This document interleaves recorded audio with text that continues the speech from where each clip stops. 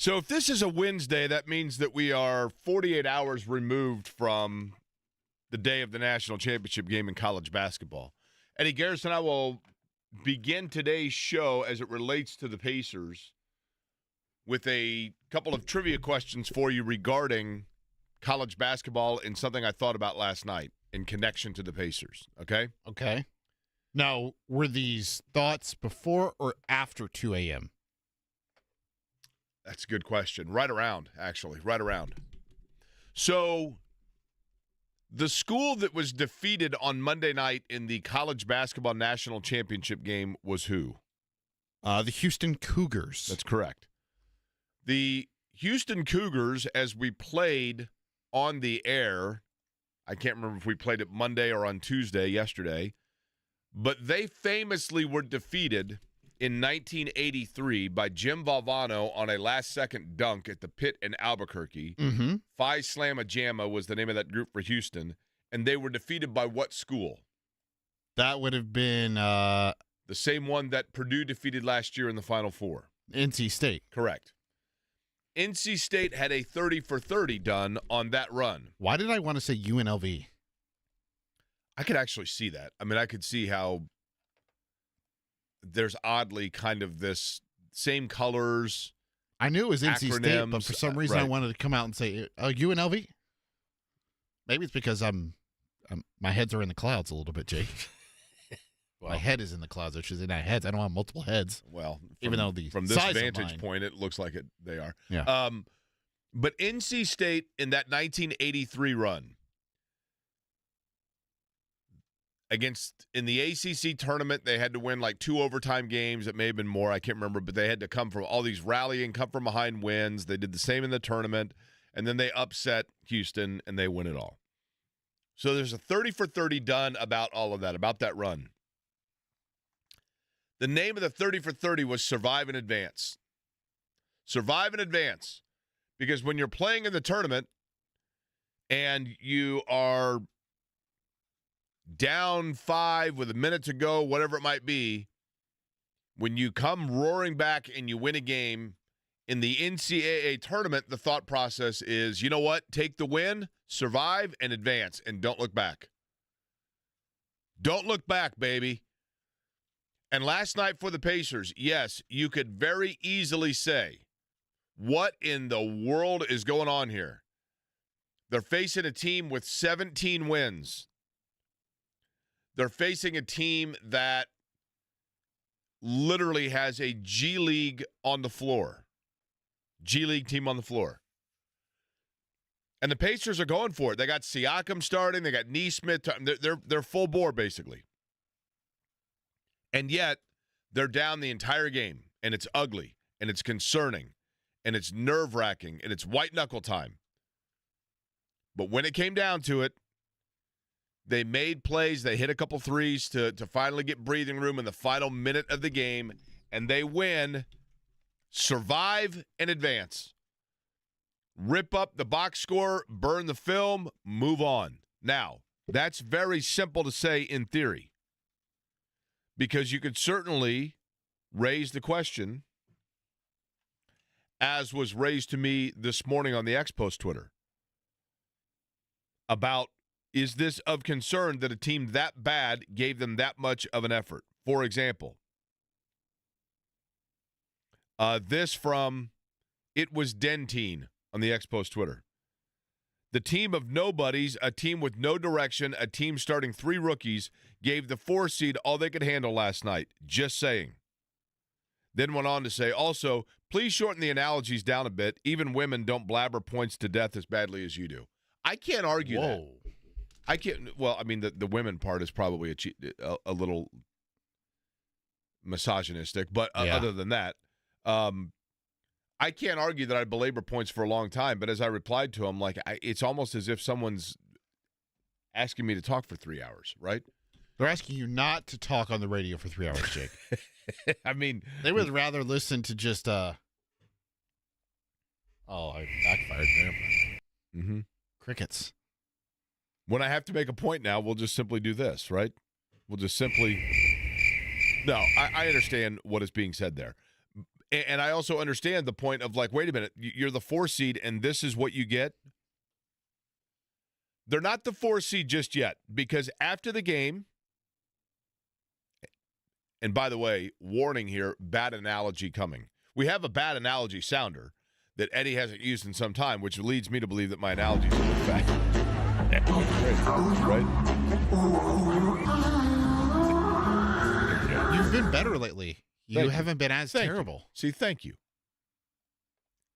But after the game last night, Pacers win 104-98. So the magic number was down to 1. And right then, the first thing that I did, as I'm sure most Pacer fans did, was immediately scoreboard watch and flip over to see what was happening between the Milwaukee Bucks and the Minnesota Timberwolves. And the Timberwolves in Milwaukee up 20. And you're thinking, okay, so it looks right now like this is a foregone conclusion, if you will. Okay? And so, just then, but I wasn't going to, I'm like, okay, I'm not going to send something out like this is a done deal. The Pacers have secured home court in the playoffs. Probably going to happen eventually, but I don't know what can happen in the end of this Milwaukee-Minnesota game. Just then, my buddy Michael in Australia, who's going to be here in a couple weeks, coming back for the playoffs, Michael messages me and says, this is great news. The Pacers will begin the playoffs at home. I wrote him back, and I said, that's probably a safe assumption, but it's not guaranteed. He writes back, it's guaranteed Milwaukee's down 20. I said, I'm going to give you the Tony Kukoc treatment.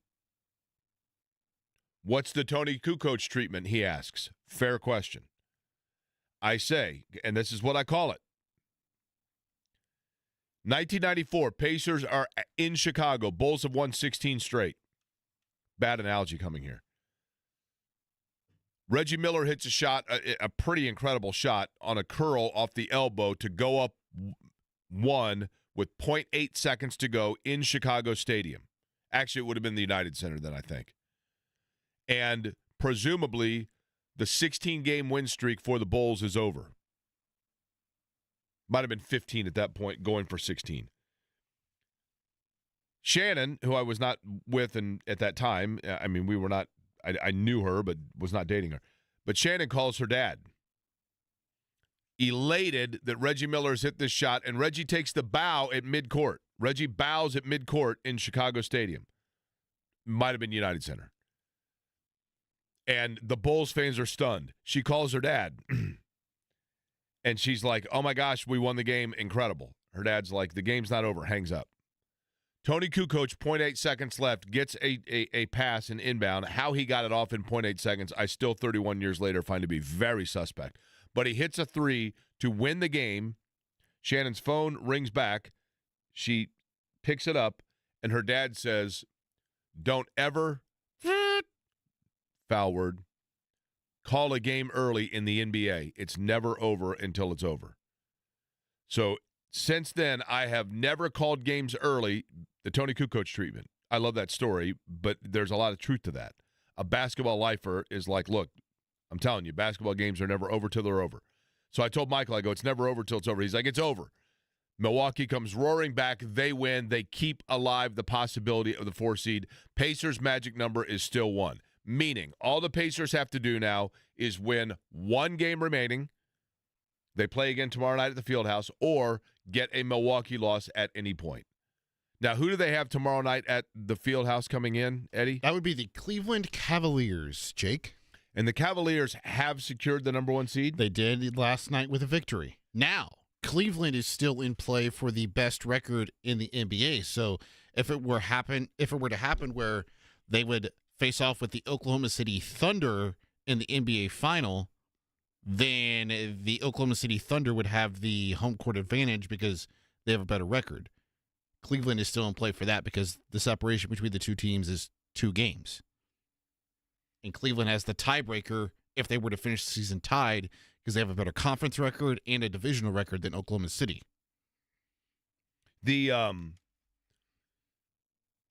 So Cleveland does have something to play for, which comes into play with that. Correct. Last night, For the Pacers, I thought this was a game, if you really look at it and you want to see like what the nuance was that may have gone, I'm going to say wrong. I mean, they got to win. A win is a win. I get it, right? Survive and advance. But there are a couple of things that, and this does happen from time to time. Jarris Walker, who we've talked a lot about and given praise towards, okay? Thomas Bryant, you only get 9 minutes between those two guys. Neither played in the second half. All those minutes coming in the first half for both of those players. TJ McConnell. Those three, when the Pacers have a game where between Walker, Bryant, and McConnell, they get 4 total points, then that bench scoring is going to have to come from elsewhere. And Toppin had 12, but Toppin lately has been more of a 3-point specialist than that, and a 15 to 20-point guy. Matherin had 17. They did not get a significant contribution from their bench, notably minutes from their bench, which is the one thing that you look towards and say missed opportunity.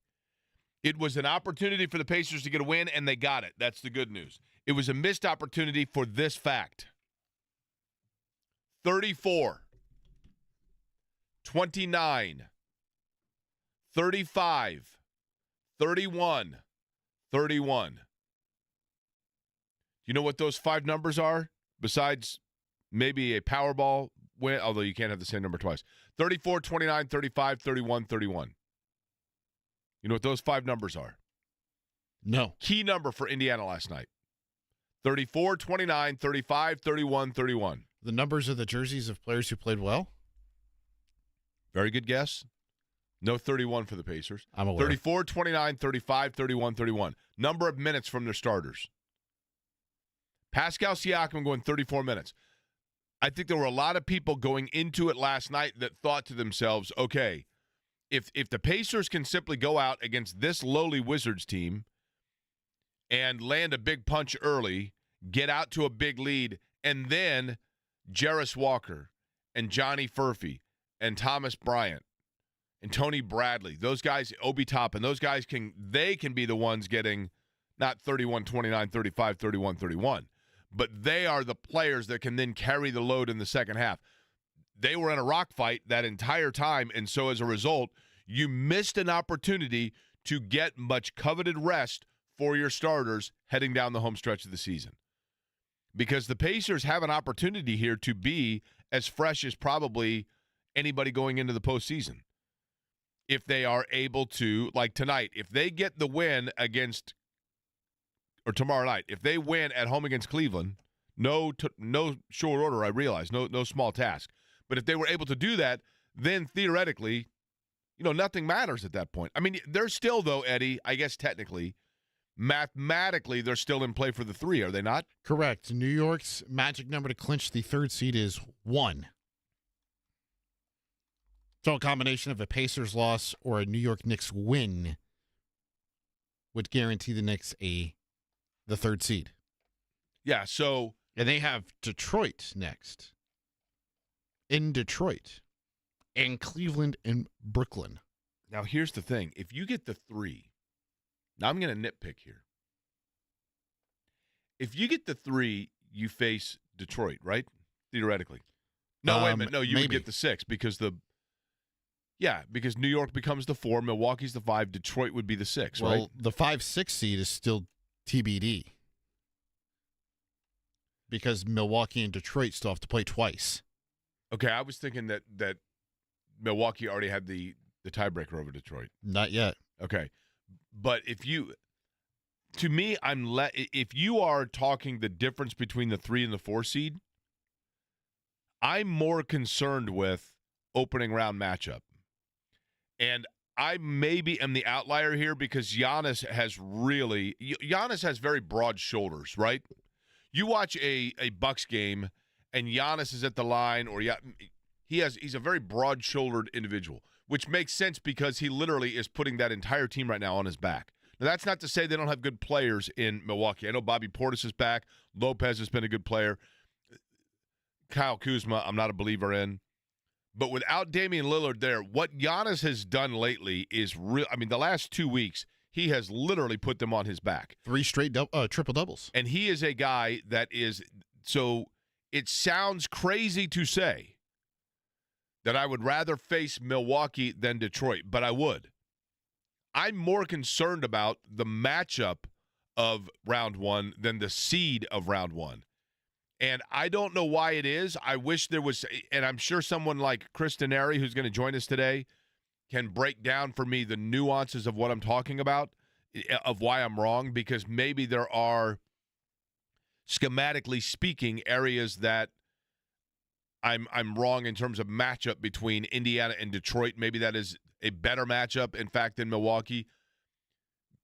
But to me, I think Detroit is the more dangerous opponent, only because Detroit reminds me a little bit of a year ago Indiana, a young team that as soon as they taste success, they get this confidence about them, and it's go time, and they're almost naive to the fact they're not supposed to be there.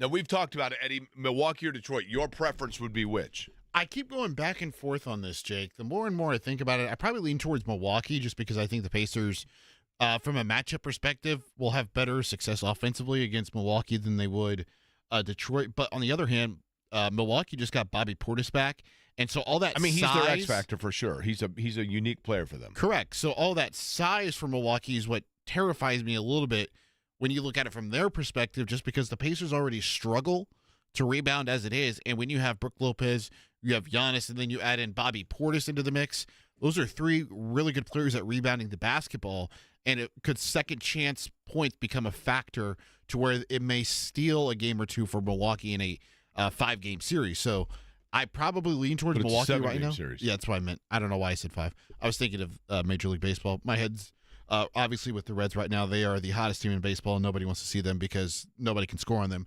But they I probably can't lean score. towards Jake. They scored one run yesterday, and they won. That's all that matters.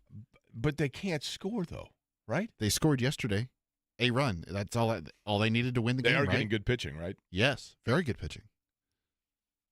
How many runs have they scored total? Okay, in the last 6 games, have the Reds eclipsed in total the highest single-game outing of the Dodgers this year? In the last what? 6 games. 6 total games, how many runs have they scored? Or 7? Okay, last 6 games. 1, 2, 3, 4, 5. Okay. 0, 2, okay. 7, so there's 9. 2 more, there's 11. 2 okay, 2 days so the ago, answer's going to be yes. When was the 4-game 14. stretch? When was the 4-game stretch where they had like 1 run? It was the start of April, so it was an April Fool's joke. April 1st, lost 1-0. April 2nd, lost 1-0. April 3rd, lost 1-0. That was on the heels of scoring 14 runs. I mean, the Dodgers have a 10-run game so far. I'm looking at, okay, the Dodgers so far, 8, 6, 7, 5. They've struggled here a little bit lately, right? 7, 8. They got big bats, man, and they have good pitching. Either way. All right, Colts. In the Colts news, what did I say yesterday? Kind of out of nowhere, what did I say yesterday? I'm telling you, I firmly believe this. That you enjoy our company together and that you wish you could spend more time with me? I thought I heard you say that. I did not say that. Uh-huh. This is not a big secret. Well, no, everyone knows that if you listen to this show, Jake. Besides that, the Colts today they've got a couple players coming in, okay? Among them, Quinn Ewers. Now, that's not breaking news because it is the due diligence of any NFL franchise to shake any tree to see what might fall out. And Quinn Ewers certainly is a quarterback that I think is probably moving up a little bit in the draft. Quinn Ewers might move himself into the discussion where it goes beyond where the Colts would be willing to take it. If the Colts if he's on the board when the Colts are drafting in, let's say, round like 3 or 4, probably 4, I think they take a long, hard look at it. And I do think that they are believers in Quinn Ewers. Riley Leonard is the other name that I've heard. But going back to the Combine, when we are at the NFL Combine doing the show, one of the benefits of being at the Combine, really the only benefit of being at the Combine there, is you can talk to people and you can also just overhear conversation. Sometimes it's valid. Sometimes you get really good information and insight. Sometimes it's stuff that's way off base, right? Yeah. And now you just looked at your phone and you're laughing. Yeah, my friend Alec texted me, and he's being very nice. Okay. Said, Jake doesn't want to spend time with you, but I always do. It was very nice of Alec. I'm glad he knew I needed to pick me up. As we learned yesterday, Alec is a charitable and philanthropic guy.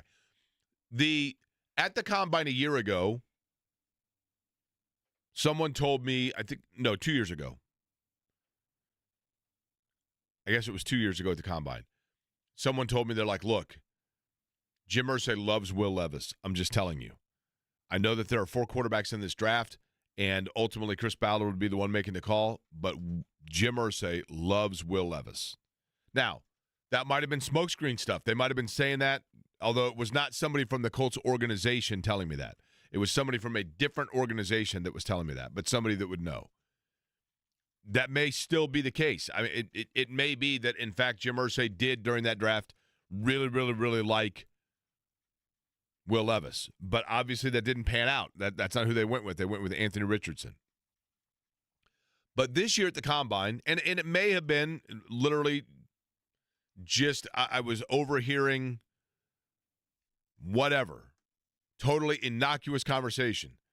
But I heard on more than one occasion from more than one person that Quinn Ewers really intrigued the Colts.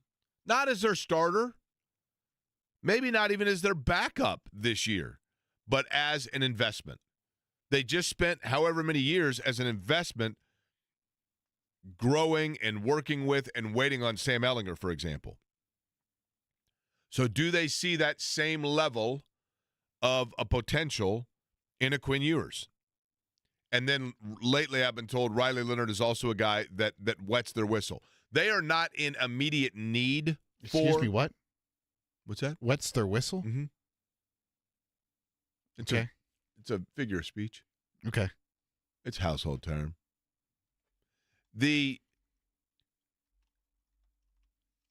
Every once in a while, there's something when you are window shopping that you see and you think to yourself, I don't need more of that.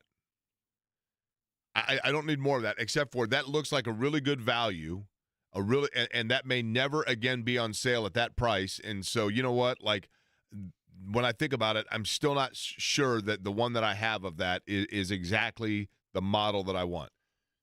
The Colts may be in that situation at the quarterback position. They know, we've gone over it ad nauseum. I mean, I don't have to remind people what the situation is with the Colts at quarterback. And I would say that it's a 90% chance that they are still going to ride out and give the opportunity, and they are still hoping that Anthony Richardson turns into what it is that they expect him to be. But I also think there's a 10% chance and a 10% feeling in the building of some people that are like, no, I'm ready to turn the page. This guy, his inaccuracy cannot be overlooked. And you cannot teach an old dog new tricks. He's never going to be an accurate quarterback. And as a result of that, we need to start figuring out where we go from here. And if Richardson is not the guy, and here's the thing, if Daniel Jones is the guy, if Daniel Jones beats out Anthony Richardson at quarterback, what that means is the Colts they have a 2-year window to begin finding again who their next quarterback is going to be. That's what that means. Because Daniel Jones is not going to be your long-term quarterback. And once Daniel Jones takes that from Anthony Richardson, there's no going back to Richardson a year from now, who's at the end of his contract, his rookie contract, and be like, guess what? We were wrong. We're going to do this again. It's over. So in that case, you start looking now for a young quarterback just in case. I thought wet your whistle, by the way, was an idiom to have something to drink. It might be. I think it means more like just intrigues your taste. That's what I've always thought. Did you look it up? I just did, yeah. What's it say? What I just said. An idiom that means to have something to drink, especially an alcoholic drink. Oh, okay. I think it means quench your thirst, right? Yeah. So if Quinn Ewers is quenching their thirst at quarterback, it's wetting their whistle. That's my point. There you go. So, this goes back to another bad analogy, by the way. I guess Taste Like Dentine was right. But either way, Quinn Ewers in the building today. He is somebody that I think the Colts have an interest in him, but I think there are plenty of franchises that do. But certainly fun to keep an eye on. Last night at the Fieldhouse, what happened with Indiana? Is this common across the league that in a game where teams go out and it seems like it's going to be a slam dunk that they actually walk through and find themselves in a dogfight? Evan Sidery going to join us, talks NBA and setting up for the postseason, does it on the other side.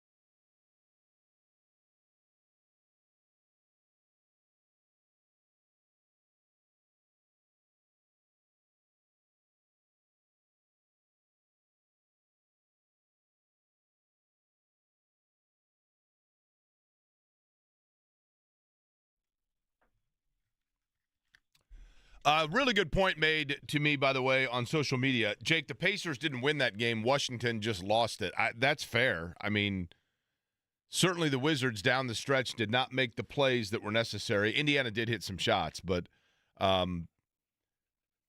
there's something about Washington. I mean, they certainly, Rick Carlisle talked about it yesterday or Tuesday, yesterday morning on the morning show, just of, hey, look, these guys have – it's well known that they've just given kind of giving the Pacers fits, right, over the last couple of times that they've gone against them, certainly in relation to the team going into it that you anticipated or expected them to be. And the results last night were the same. And I thought, again, the big thing for Indiana was a missed opportunity to get rest for their starters. I think that they were hoping to be able to put that game away and then get Siakam and get Halliburton, for example, an opportunity to rest for the second half. Didn't happen that way, but they did get a win. Magic number now 1 to secure the 4 seed. Joining us now on the guest line, he is basketball contributor for Forbes, and you hear him regularly on this radio station. Evan Sidery joining us to talk about the NBA. Evan, I'll begin simply with this, and that is, when you look at a game last night like Indiana struggling with Washington, now you watch and follow a number of different teams around the league. Notably, you've done a lot in covering Phoenix, so you've seen teams that are good have nights like this. Is this a warning sign for Indiana, or is it typical in the NBA, especially late in the year, that teams can just kind of have an off night in the proverbial air-quoted trap game? Yeah, I think that's exactly it, Jake, the latter there. I mean, every team has these. Oklahoma City has been on record the last couple of weeks saying, hey, we locked up the number 1 seed 2 weeks ago, and we're kind of just going through the motions a little bit. I think for a Pacers team, obviously there's a little bit more urgency there because they still need to lock up home court advantage. But you're playing a Wizards team last night, Jake, who over the last 2 months, like we saw last night, Alex Sarr, the number 2 overall pick, had a great game the first 3 quarters. He did not log a single minute in the fourth quarter, and that was by design because they're intentionally taking these games to hopefully get Cooper flagged. So even though they were struggling a little bit last night, the Wizards, Jake, I still thought they were going to win pretty easily. I mean, it was a close game in the end. I thought it's one of those things, in my opinion, where you see all the good teams kind of have those off nights. But how I would say creative teams are with tanking nowadays, it usually comes out with a win anyways. Now, here's the thing, Evan, and I'm curious of this because I know that it does, I guess, take place in terms of tanking, okay? But once everybody knows you're one of the 5 worst teams, is there really any benefit to worsening your record based on the fact that when was the last time that the ping pong balls actually rewarded the number 1 pick to the actual worst team? You know what I mean? I think that, yeah, luckily I think I know the answer there. I think it was Phoenix in 2018, but they ended up taking the wrong guy. It took DeAndre and over Luka Doncic, and they're still regretting that to this day. So even if the teams get it right there, like you could still mess that thing up forever. So what you're saying is that didn't work out. Now, here's the thing, though. No. Luka Doncic is already in another place too, though, right? Yeah, very true. But I would definitely say it might be more of an incompetent thing on Dallas's part because I still can't believe 2 months later that that's actually a real thing. Like it's truly incredible. Hey, let me tell you, last night Doncic got teed up, and he I don't know if you saw this, but he got a technical, and he's like, no, I wasn't talking to the officials. I was using profanity to a fan, which I do all the time. I can tell you, Evan, as somebody that was at the Pacers-Lakers game a couple of weeks ago, that is correct. He picked somebody out in the crowd to make his own Spike Lee, and, man, he's relentless, Luka Doncic. That dude does not back down from fans. No, he doesn't. He, like you said, he kind of makes it his motivation. Some guys are like that, but especially if you can get Luka's head from the sidelines, I think you're in a good spot later on if you're talking about the postseason. By the way, don't we know, isn't it a foregone conclusion that Cooper flagged because he is it's not often that you have the everyone knows who the number 1 pick is going to be. Sometimes there's discussion, right? Everyone knows it's going to be Cooper flagged, so that means that it's San Antonio that's going to get the number 1 pick, right? Yeah, that's usually how it always works because San Antonio, I Right. think they were 5th or 6th best odds when they got Wemby a couple years ago. So now it's really not that often you see a team in the top 2, top 3 get it. And it's parodies by design there, but it sucks for those teams like the Wizards or the Hornets, for example. They're just rudderlessly hoping and praying to get the number 1 pick, and they're still in the same spot they were 6 years ago. Okay, Evan, let's get to this Pacers team. And I want to talk present and I want to talk future with you, okay? Evan Sidery of Forbes, our guest. We'll begin with the present. This team, as you look at it and you kind of prognosticate through the East, the Achilles for Indiana would be what? And thus, between Milwaukee and Detroit, the better matchup for them in round 1 is which?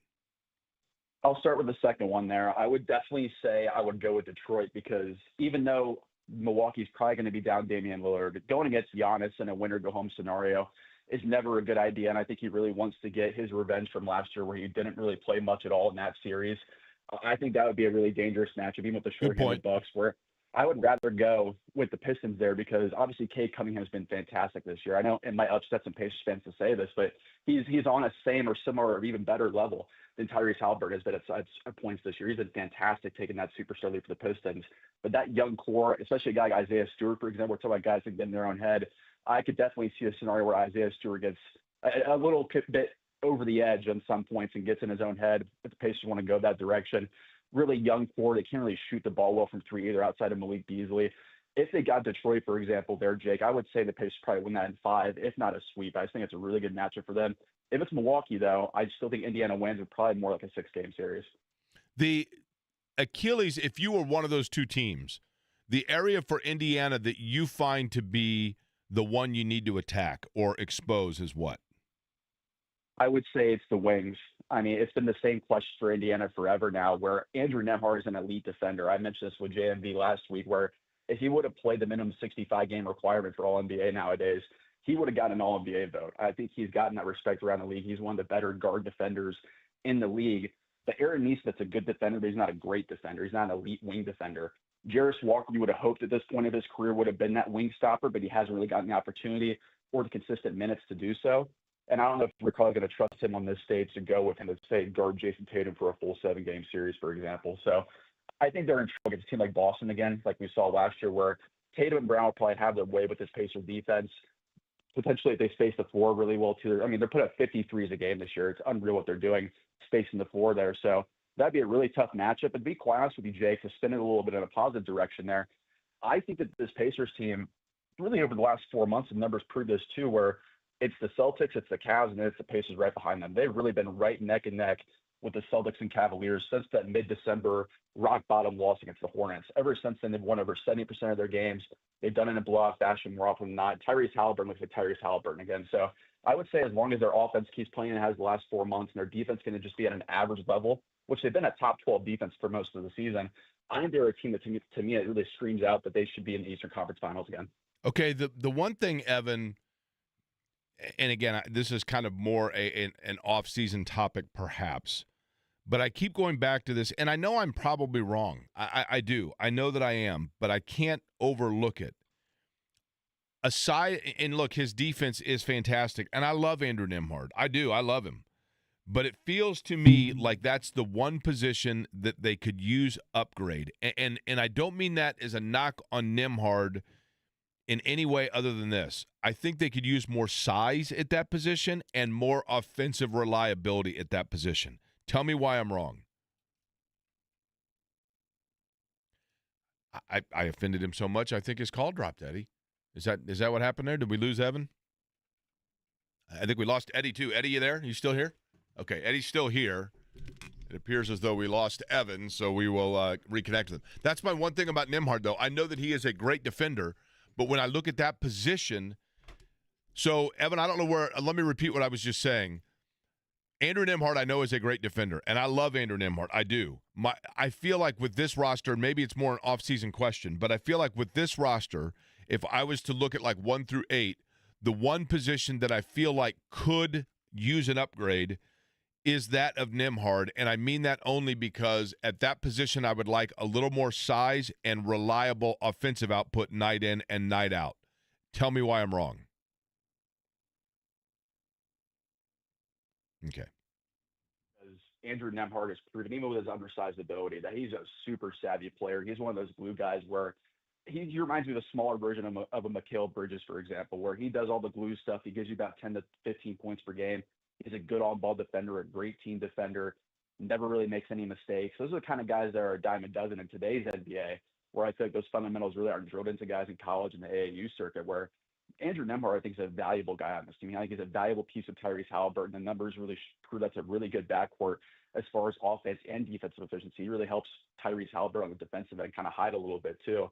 I would say for me, the position I would go with would be actually the wing. I know Aaron Nesmith's been fantastic this year, 50, 40, 90 shooting splits, the only guy in the NBA doing that. Benedict Mathurin, I would say, is more of the wild card there. He's extension eligible this summer. I don't know if the Pacers are going to want to pay what he wants which is probably $25-30 million a year. I don't know if they're going to want to do that.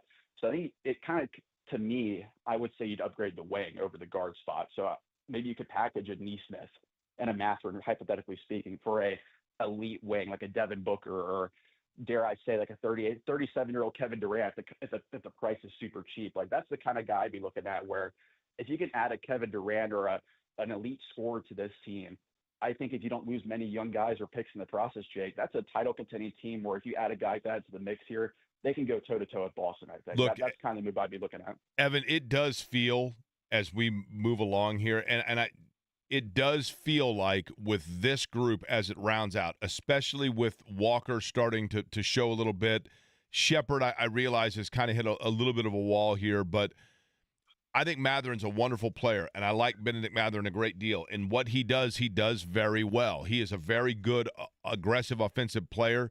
It just feels to me like as the Pacers are humming along, he is the one piston that seems to fire out of sequence with the rest of them and does have some value, and thus would be most likely the piece that they dangle out there to see what they might be able to get in return for it. You agree with that? I would agree with you. I am really intrigued, though, Jake, to see Bennedict Mathurin in a playoff setting, because I think him last year would have been a really, really vital piece for this team, where they could have extended it a game or two against the Celtics with the guy that in the playoffs, for those that aren't familiar, possessions slow way down. Every possession matters. The defense, the refs are going to give you more aggressiveness as far as foul calls. In those, hey, you got to have a moments. We don't really know where to go. Everyone's covered up. Bennedict Mathurin can be that guy, get you that extra basket when it's really necessary. And in the playoffs, he might be a guy that thrives in those settings. But if he doesn't, I would definitely say he's probably the odd man out. But I do think from Mathurin's side, he's probably at the stage of his career where he's extension eligible this summer. Next year will be the last year of his rookie contract. A former number 6 overall pick who thought he was the best player in the draft. He's still not a full-time starter in the NBA, and that's not by his own fault. I think a lot of teams are still intrigued by Bennedict Mathurin. I think the Pacers could probably get a lot back if they offered him in a trade, or if they want to go make a win-now trade with a Mathurin plus other pieces to go get a star player. I think that could be some interesting conversation, because I think Mathurin in the right situation is a 20-plus point per game scorer. But I just think with Indiana and the way they built this team with Tyrese Halliburton, he's kind of that curveball where you don't need it all the time, and maybe you kind of cash that in for a better fitting asset. Evan, we appreciate the time as always. I know obviously we'll be having you back throughout the course of the playoffs from time to time, but always good insight, and certainly from a national perspective where Indiana is, the lens by which they are viewed. So appreciate the time as always. Look forward to talking to you again. Yeah, Jake, anytime. Appreciate it. Evan Sattery from Forbes joining us on the program. We come back. Joel A. Erickson, by the way, had a really good column yesterday that ran about Braden Smith. We're going to get caught up with what the Colts have today out of the complex, and as well, a little more insight from Joel on that column. That's coming up in about 18 minutes. But on the other side, Eddie, you mentioned if I had a 2 o'clock brain dropping last night. I did. I had something last night that happened, and it's one of the questions that I think I've asked before, but I dove a little bit deeper into it and found even more disturbing things deep inside my medulla oblongata that I'll share with you. You ready? All right, we'll do it next.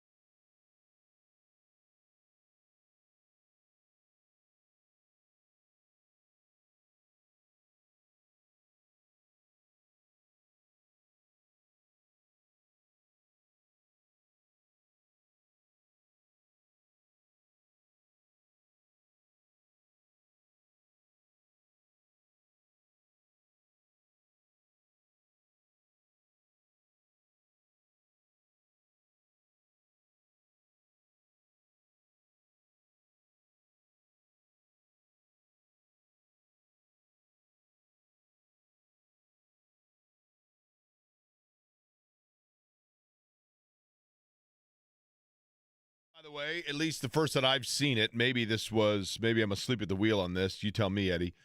Brooks Barnheiser from Northwestern will enter the transfer portal after entering his name as eligible for the NBA draft. So in other words, he's going to test the draft waters, but also if he decides to return to school, it will be presumably under a different program. He is also applying for a medical red shirt if he were to return to college after missing the predominant part of his freshman year. But a really good player at Northwestern.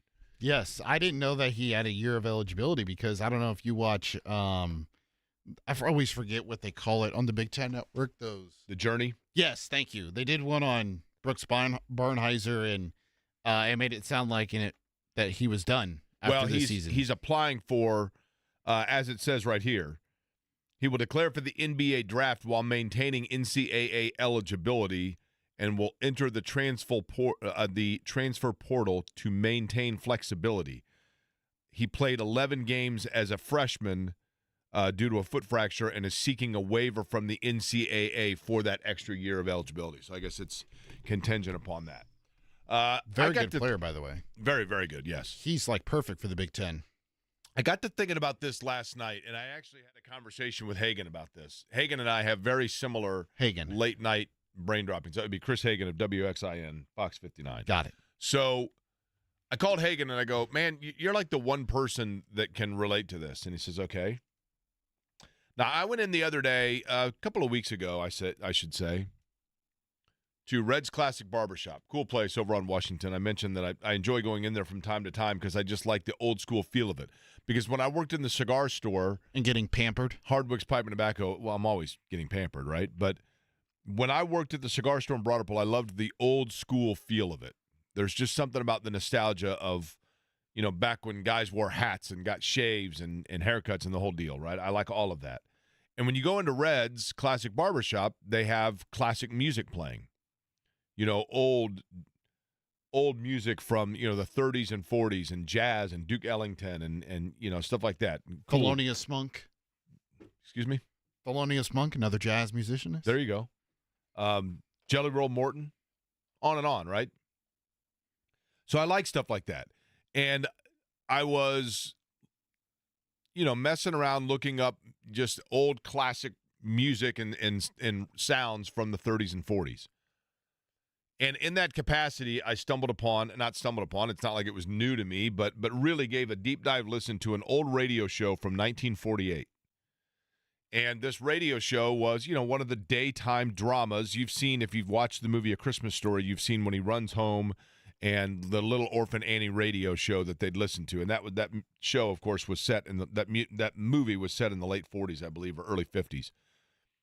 And so I'm listening to a radio program from NBC Radio from 1948.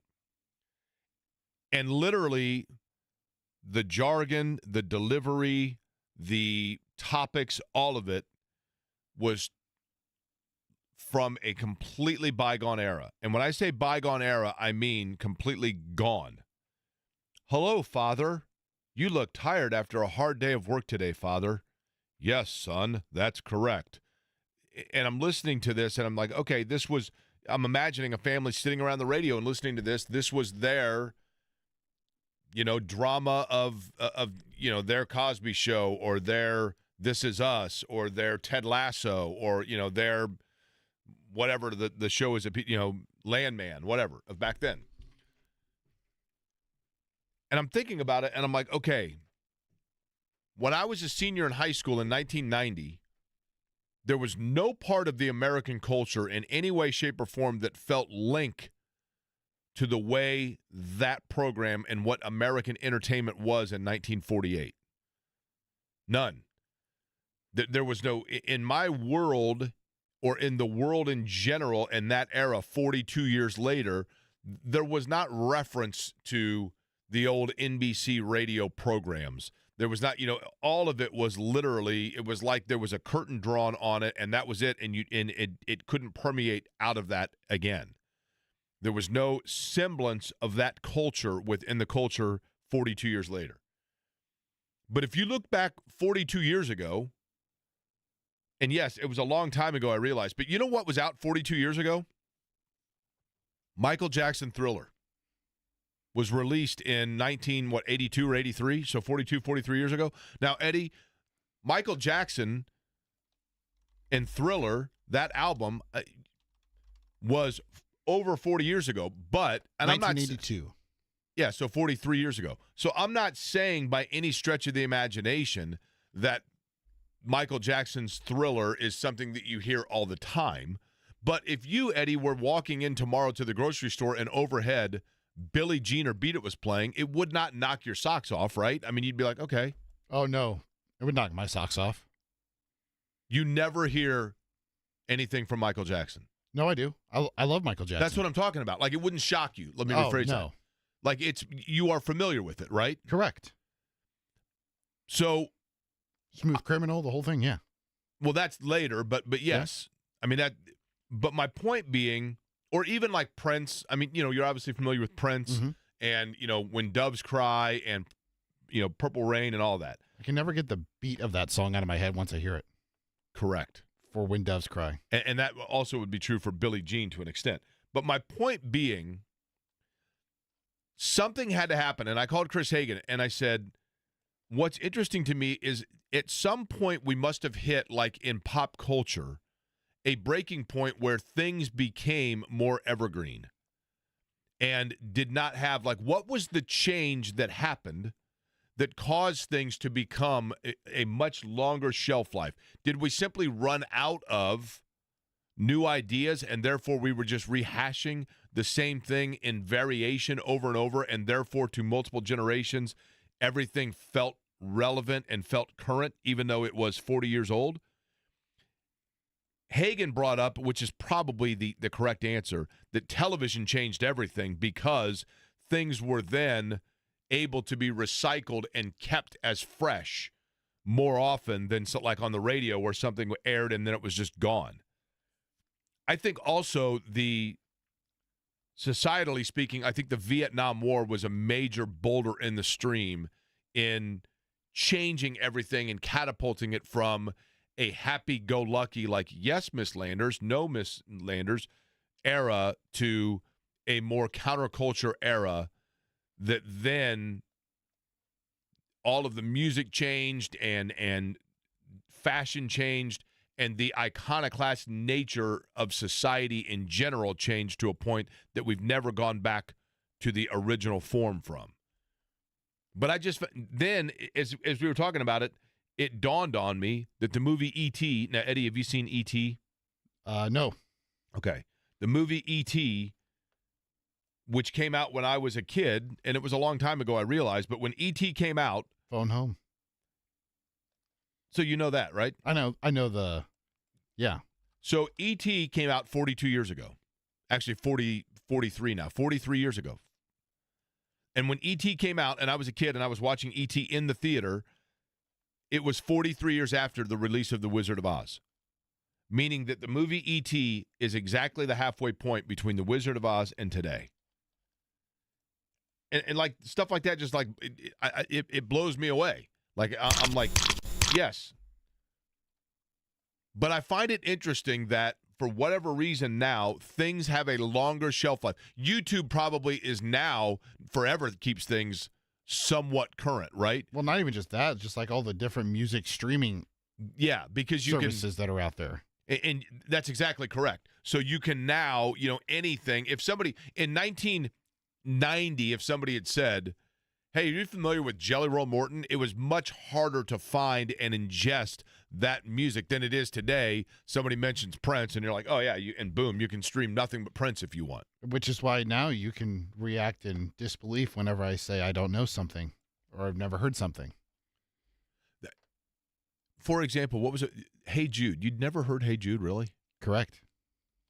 Did I change your life when I introduced you to the song Hey Jude? No, you changed my life when you introduced me to Fast Times at Ridgemont High. All right, Hamilton, right? Joel A. Erickson going to join us mercifully next.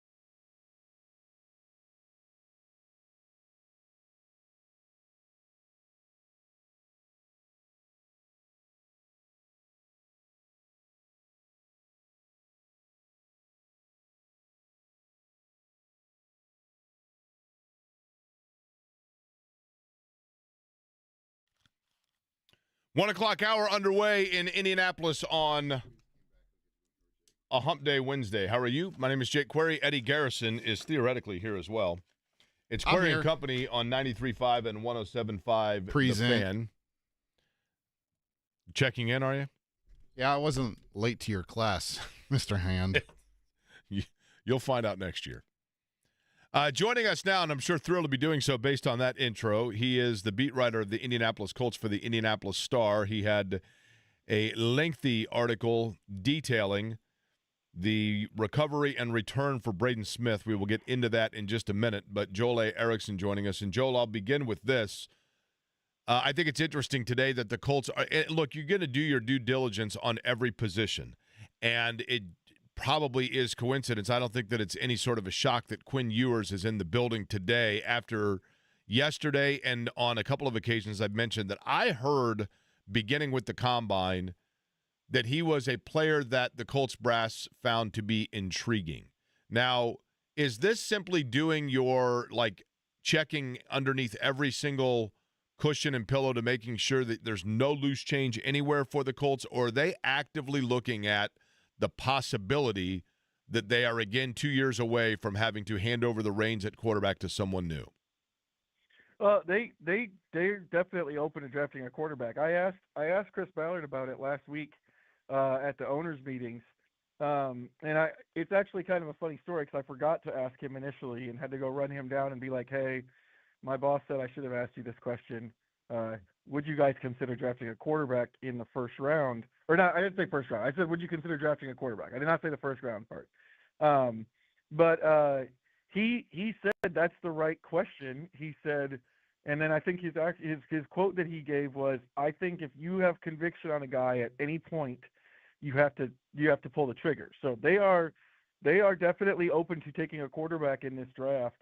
And like I said, he threw in at any point. I misremembered there for a second, but I did not say first round. I said, would you consider drafting a quarterback?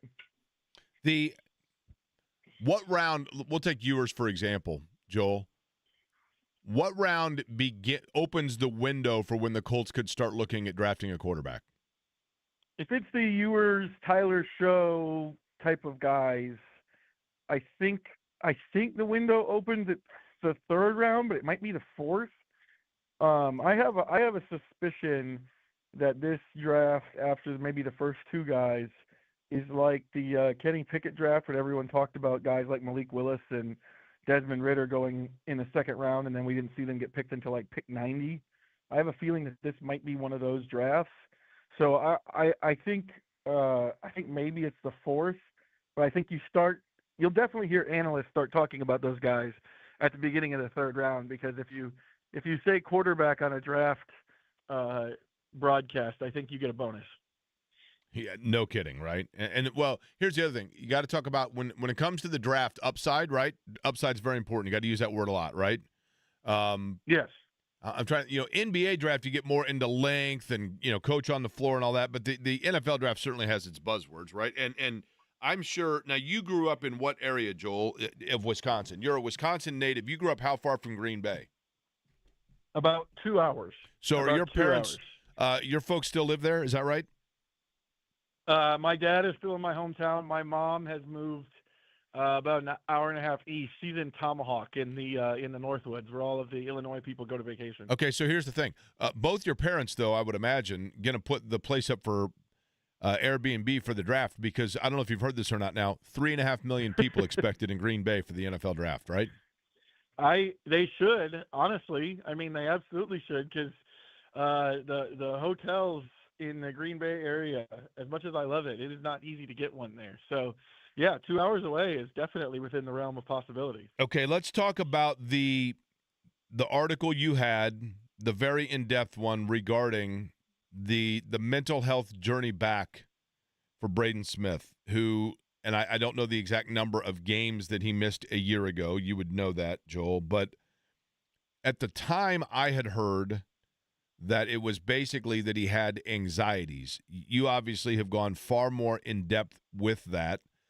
I guess what was the overall, as you were writing that piece and talking to him about that, take us through all that was involved in finding out the depths of the information that you did? Well, I have to admit, I'm like probably a lot of people. I did not know about how many different types of obsessive compulsive disorder there are. I didn't have much experience with it. And if I'm being honest, I think that what I thought of obsessive compulsive disorder was probably sort of the stereotypical stuff, the outward, external stuff that you've heard talked about. But the specific one that really got bad for him, because I want to make sure I say that, because they said that his psychologist can trace his OCD back to at least the third grade, maybe beyond that. But the one that got bad was religious scrupulosity, which I had never heard of before. And I think once he started describing what that was, it really kind of like fell pretty heavy on me about the just the difficulty of dealing with that, because the way he describes it in the article is that he had this OCD god who basically was sitting there waiting for him to mess up, and every time he did, it could be the last time. And that's sort of hopelessness from a standpoint of faith, not feeling like you're not ever going to measure up to that standard. I could see how it turned into severe anxiety and depression on top of the obsessive compulsive disorder that was the baseline for it. So what were the things that we hear about, Joel, with obsessive compulsive disorder? People that take a shower for an hour and a half and have to do, or when they're walking to the car, if they don't take the proper number of steps, they have to go back and walk it again, etc. And I'm not, in no way, shape, or form am I making light of any of that, right? I'm just saying that those are the things that we see on television or within culture. The Right. area of obsession or compulsion that was holding him back from executing his job as a football player was exactly what? His body was telling him that he had to do or not do what? It's internal for him. Now there was a little bit of an external sign, if from just the standpoint of when it got really bad, you could see him talking. It looked like to himself, but what he was really doing was he would have a feeling or a thought that he felt like was, I guess the right word is sinful or against God, and then he would have to try to make up for that either by praying compulsively or by saying, I think the way his wife put it is saying, "I love you, God," something like that. And the way Braden explained it is, it starts out like that, but then what happens is if your brain decides, well, I didn't say that the right way, or I didn't mean that exactly the way I should mean that, he would have to do that over again. And I think my understanding is the further he got into that, the less times he felt like he had actually had the right motivation and done it the right way. And so he would continue to kind of be stuck in that cycle. At one point, I believe he said 3 to 5 hours a day. He was dealing with stuff like that in his head. There was some other stuff early on, like in terms of seeking reassurance, where he would go to people and basically ask them questions about his salvation, and they would answer them, and then he would go to the next person. That's seeking reassurance. That's another piece of it. But the main one was the compulsion to, compulsively pray, to compulsively try to atone for what he considered infractions or wrong motivation. And so I want to be very careful here, Joel, because, again, I don't want in any way, shape, or form to make it sound like I am trivializing that. I'm not, right? But I'm curious, though, with any athlete,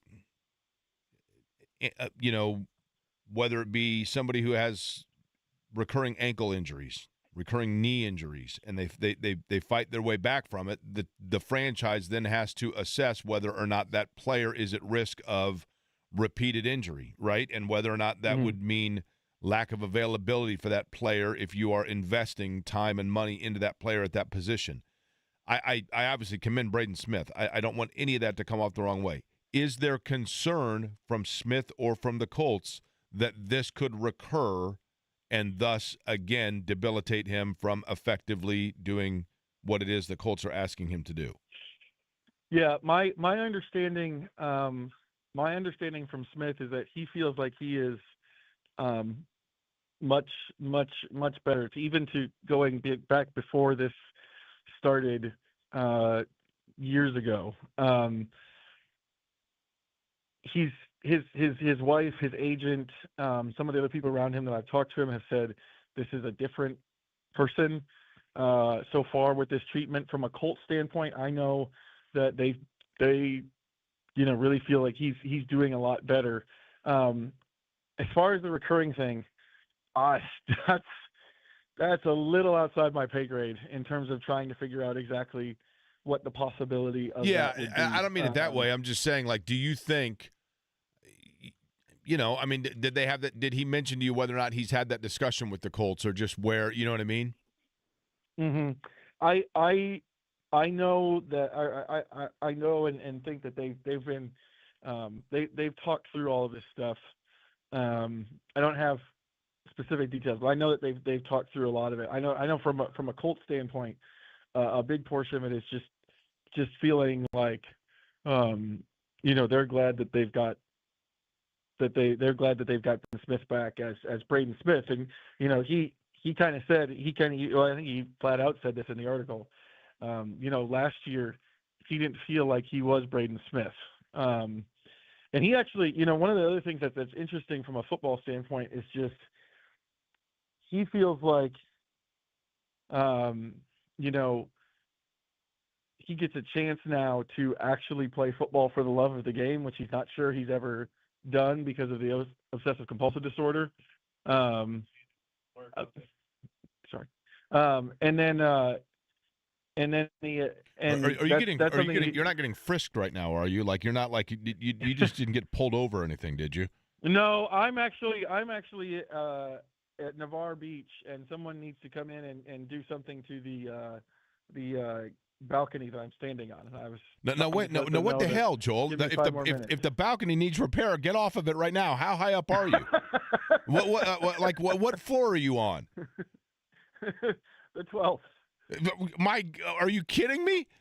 Go inside. Is this for better reception standpoint? What do they need to do to the balcony? Do they have to restabilize the balcony? What's going on? I don't know for sure. I don't know. He needs to work on something. Yeah. Good Lord. All right, well, then I'll end with this then, so we'll let you get inside to a more secure footing underneath you, for crying out loud. But if you can hang on before the balcony collapses to answer this question, it'd be greatly appreciated.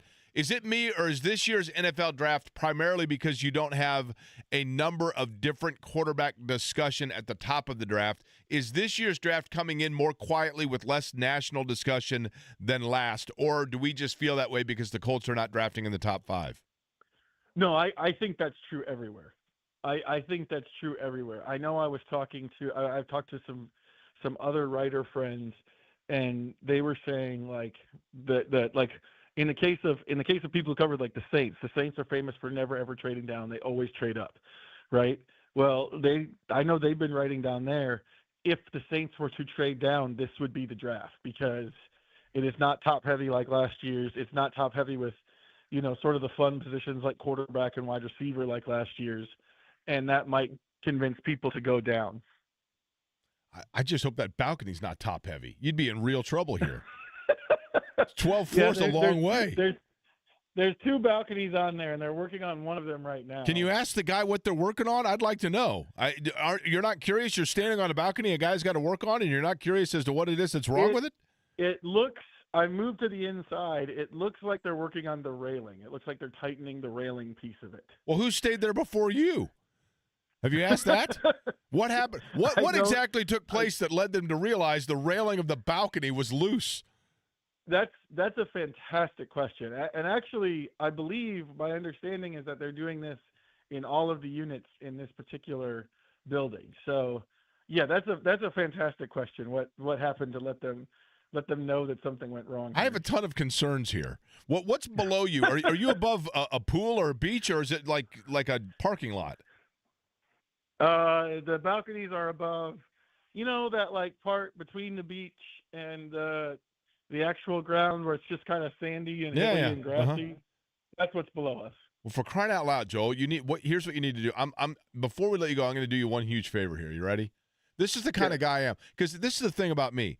Okay, we don't know each other well, but when people mention me to you, which I'm sure happens all the time, the two things you say is folksy and thoughtful, right? Isn't that the two things you think of when people mention me? Absolutely. Beer fairy. Absolutely. Yeah. Okay. I'm looking right here, okay? I don't know how far away you are from this, but there's an Ace Hardware of Navarre. There's Navarre Ace, and there's Builder's First Source.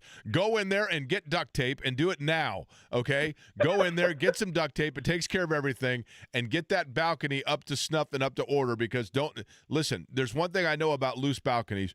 Don't be a hero, okay? Take care of it now. Don't take your chances on this.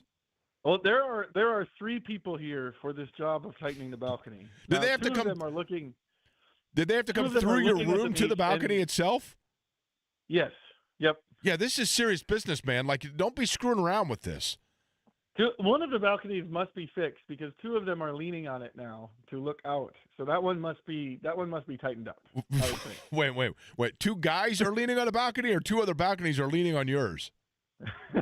Two guys are leaning on the balcony now, looking out at the beach, while the other one works very diligently. Are you in one of these hotels that's like like the Angry Mouse or something like that, or is this a legitimate establishment where you're staying? This is legitimate. This is my in-laws' condo. Oh, it's a condo.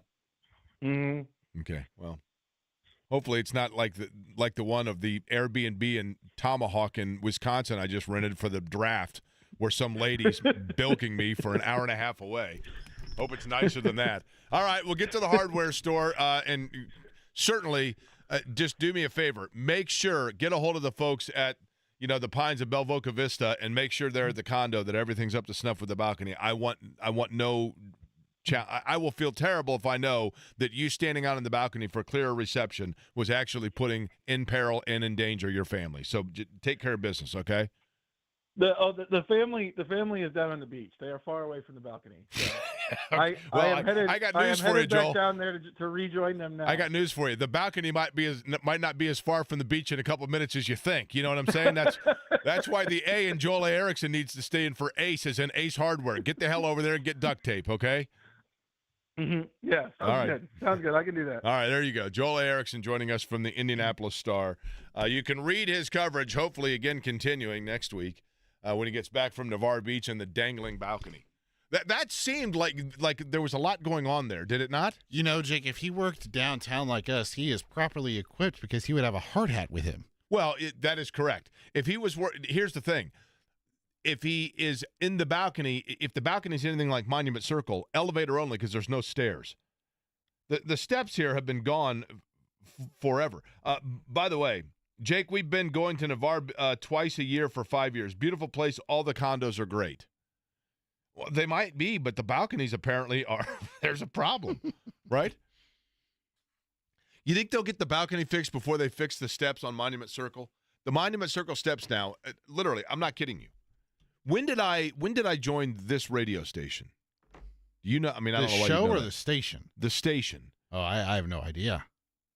It would have been in 21 or 2, right? Sure. Yeah, let's go with that. Yeah. Mm-hmm. Monument Circle has been under construction that entire time. And the entire time that it's been under repair, every time that I look out, there's like 1 guy working and 3 guys smoking. I don't know what's going on there, but they were they've been redoing the steps on Monument Circle. I'm not kidding you.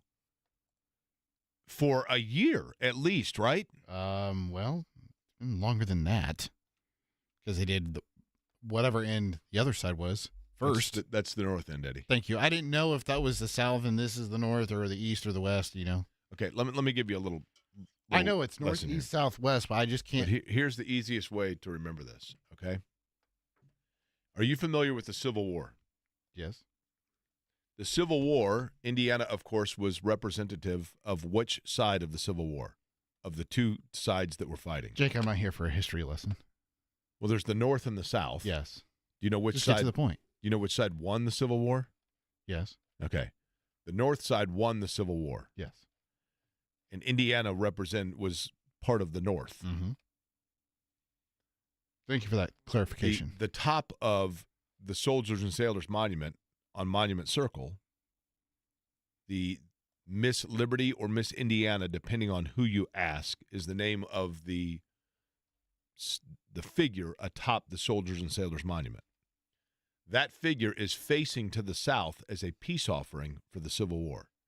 So if you are ever confused, I'm offering not this to you specifically, but to anybody in general. If you're ever in downtown Indianapolis and you get confused by which direction you're heading, aside from the fact that the addresses north of Washington Street get larger as you go north, 100 north, 200 north, 300 north, etc., and then to the south, 100 south. I've told you that before.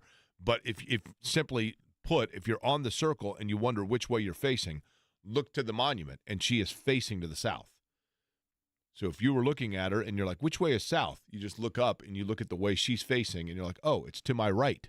The south is to my right. You'll never now get lost on Monument Circle, even though it's under chain link fences and there's no steps, for what it's worth. Do you ever just thank yourself that you have access to this sort of odd neuroticism? Sure. If that makes you feel better in your El Coyote hat. It's a great hat. Yeah, solid, yeah. Are you familiar with El Coyote? I'll be dining there again this weekend. Yeah, you made that. You told us about it 2 weeks ago.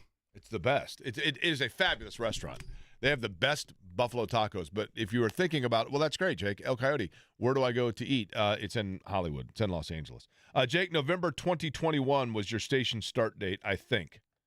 Okay, Hollywood. November of 2021. So we're coming up on what will be 4 years, and in that entire 4 years, Monument Circle has been under repair. I mean, it's unbelievable. Was that from a listener or somebody that works here? Listener. Okay. Yeah, I mean, I don't know when that's going to be done. I love Monument Circle. I do. I hope it's done for the summertime because there's always a ton of great stuff that happens on Monument Circle during the course of the summer. Last night, it was not necessarily great stuff that was happening for the Pacers. Listen, that was one of them that it was a disappointment. There was something very cool that happened before the game, though. And I was at the field house well before the game began. I saw Chris Denary down there, amongst others. And there was something pretty cool that took place. I had mentioned it the other day. It happened last night before the game. And in talking to everybody just before we went into the game, before they were going into the game, as we're sitting around talking, there was one prevailing thought about the game itself, and that was that the hope would be that the Pacers would put the game away early and get themselves some rest. That did not obviously happen. But what does it mean now moving forward for the rest of the regular season and the teams around Indiana that might be turning up the wick a little bit? We'll get into that, and I'll tell you what happened yesterday before the game, which was a pretty big, a cool event and an honor, and one that I think that the people of Indianapolis will appreciate.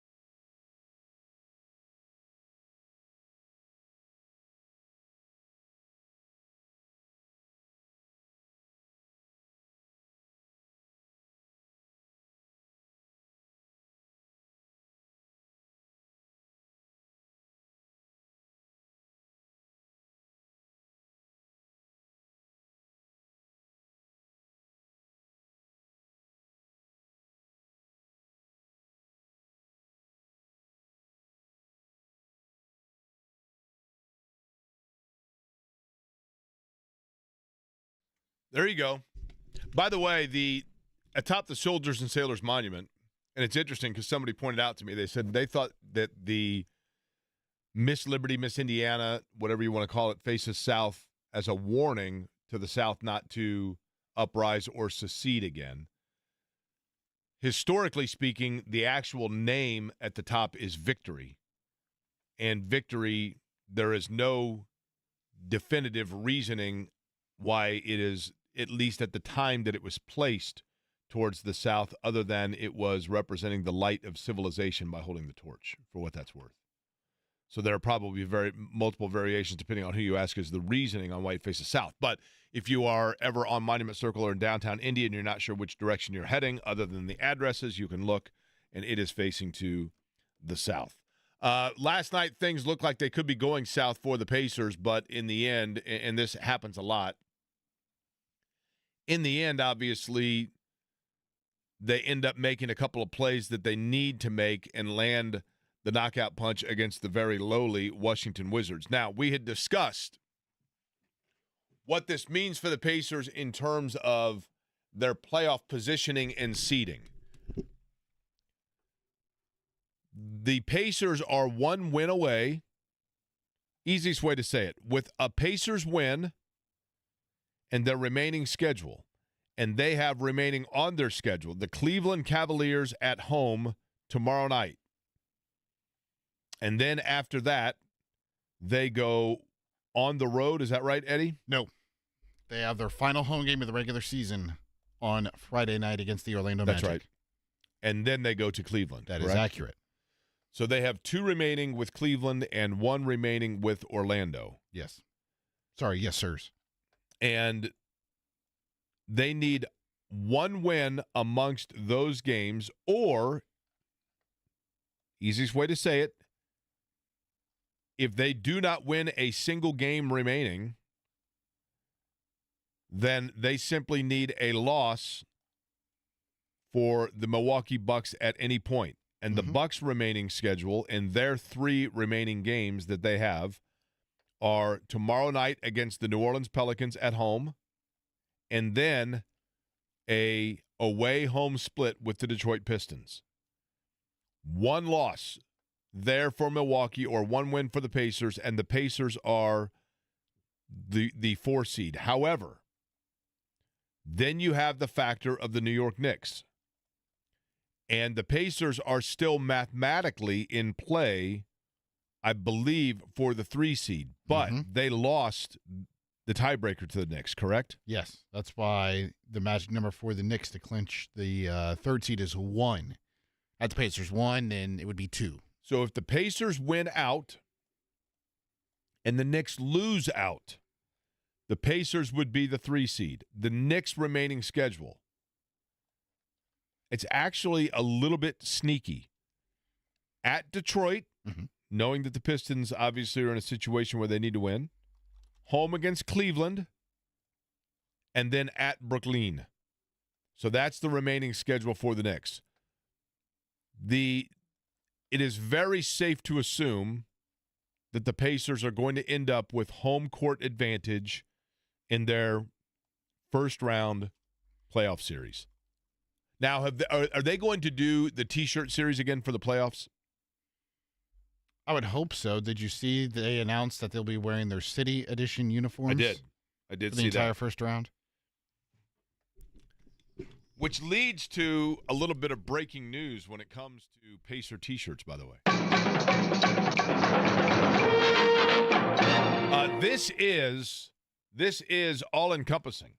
It is not restricted to the Pacers. Just so you know. It is not restricted to the Pacers. It could work for Indiana University. It could work for, I would love for the Pacers to do this for their T-shirts for the playoffs. Love it. I would love this. If you drive through the state of Texas, you see the signs, don't mess with Texas. You ever seen the T-shirts, don't mess with Texas? You ever seen hats that say, don't mess with Texas? Don't Mess with Texas began as an ad campaign to tell people not to litter. And somebody in the marketing department for the state of Texas said, why don't we just say don't mess with Texas? And then they trademarked that. Are we about to get to the breaking news? Yes. Why not Indiana is now trademarked. So Congratulations. thank you. When I was doing the morning show, I think it was actually before the playoffs talking about the Pacers, when the Pacers were first kind of making their rise. And I said, people could talk about Detroit. Would have been the Pistons that year, but talk about Cleveland or talk about Miami, talk about, Milwaukee. But when it comes to a team that could make a deep run in the playoffs, why not Indiana? You have a good point guard. You have a great coach with experience who's won an NBA title and Rick Carlisle. Like, why not Indiana? And then I thought, you know what? This works all-encompassing. For the state itself, if they want to do a marketing campaign, you want a state where you can get a great education for your kids, low taxes, and a prosperous opportunity, why not Indiana? Are you looking to move your business to a new venture? Tired of the oppressive taxes or weather in your city for your corporate headquarters? Come to a new state. Why not Indiana? It's got to be better than those state signs when you cross over right now into the state of Indiana. What are those? Talk about bad analogies. Those signs. They're terrible. It's embarrassing when you drive, if you're coming from Ohio and you're on I-70 and Ohio has this huge arch thing over it with the big thing like, welcome to Ohio. It's a big, and then you drive another half a mile and there's just some blue sign on the side that has a website for Indiana. It's like, what is this? The state motto should be, why not Indiana? Doesn't it say Abraham Lincoln's boy home or something? It says that at the bottom. They added that at the bottom, Abraham Lincoln's boyhood home. But the NCAA tournament's getting underway. Who do you think is going to be the Cinderella this year in the tournament? Why not Indiana? Why not Indiana? I think for the playoffs, there might actually be T-shirts. Now, I'd love for them to be the T-shirts that are handed out at Gainbridge Fieldhouse. So are you going to be on the street like some of those guys with those Caitlin Clark character shirts during the fever season? You like that when you go to a concert? Why not Indiana? $22. When you go to a Buy concert. your shirts here. Why not the Indiana Pacers? I felt so bad because what was the concert that was it? There was just a concert at, was it at Gainbridge Fieldhouse the night of, or there was some concert downtown. We just went downtown for, I know what Shane it was. Gillis was Saturday. No, so there was a concert when the regionals were at Lucas Oil. The night of the regionals at Lucas Oil, we went downtown to have dinner just to soak in the atmosphere, and there were guys selling T-shirts thinking that we were going to a concert at Gainbridge Fieldhouse.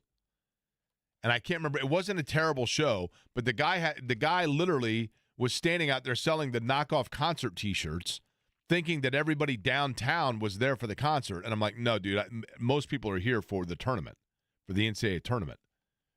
And I got to think of what concert it was. T-shirts, get the T-shirts here. You always see that, like, afterwards, and they have the way of they hold it and they show the front and back as you're walking out. Now, when I saw Guns N' Roses in Chicago, I bought a Guns N' Roses concert T-shirt on my way out. And then I washed it once, and now I have a T-shirt that shows that I went to the concert for Uns and Ros. Wow. Because every other letter fell off in the wash. Because Wash. Yeah, they fell off in the wash. In the wash. The R fell off from the Roses and found itself into the middle of the word wash. Yeah. But I'm telling you, why not Indiana is now trademarked. The phrase is trademarked, and I'm in discussion for T-shirts just for. I would like to know, and be honest. I'm designing them in my head right now.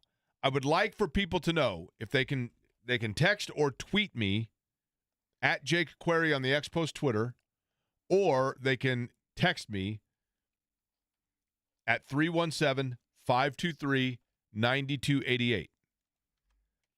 If there were, let's say, navy blue T-shirts and the script for Indiana was in the lettering of like the FloJo Pacer uniforms, for the playoffs, would you buy a T-shirt or would you wear a T-shirt that just says, why not Indiana? if the lettering and the script is representative of the Pacers' old mid-'90s Reggie-era jersey where it says Indiana. Just why not Indiana? Deftones? That's it. Deftones. Shout out to my dad. That's who it was. The poor guy was somebody's walking around with 10,000 Deftones T-shirts. So, be honest. Now, Eddie, you be honest. Would you wear a T-shirt that just says, why not Indiana? Well, duh, Jake. We're BFFs, so yes. Anything you do, I support you. And we split profits 50-50. No, not splitting profits. Well, I thought we were a couple here. I will tell you, it was an arduous process to get the trademark. It was a long process. I know. Long process. And we couldn't talk about it forever. Correct. But I want to know if anybody would wear or buy the T-shirt. And then... So now let me ask you this. Okay, but again, then you could do it for... You could do red and white ones for Indiana University, or we could just... I could do standard ones. Crimson and cream, Jake. Not That's red right. and white. At the airport. Like, the airport, for whatever reason... I don't know if they still do this, but at the Indianapolis International Airport, they have T-shirts they sell that mock cow tipping and like John Deere tractor stuff.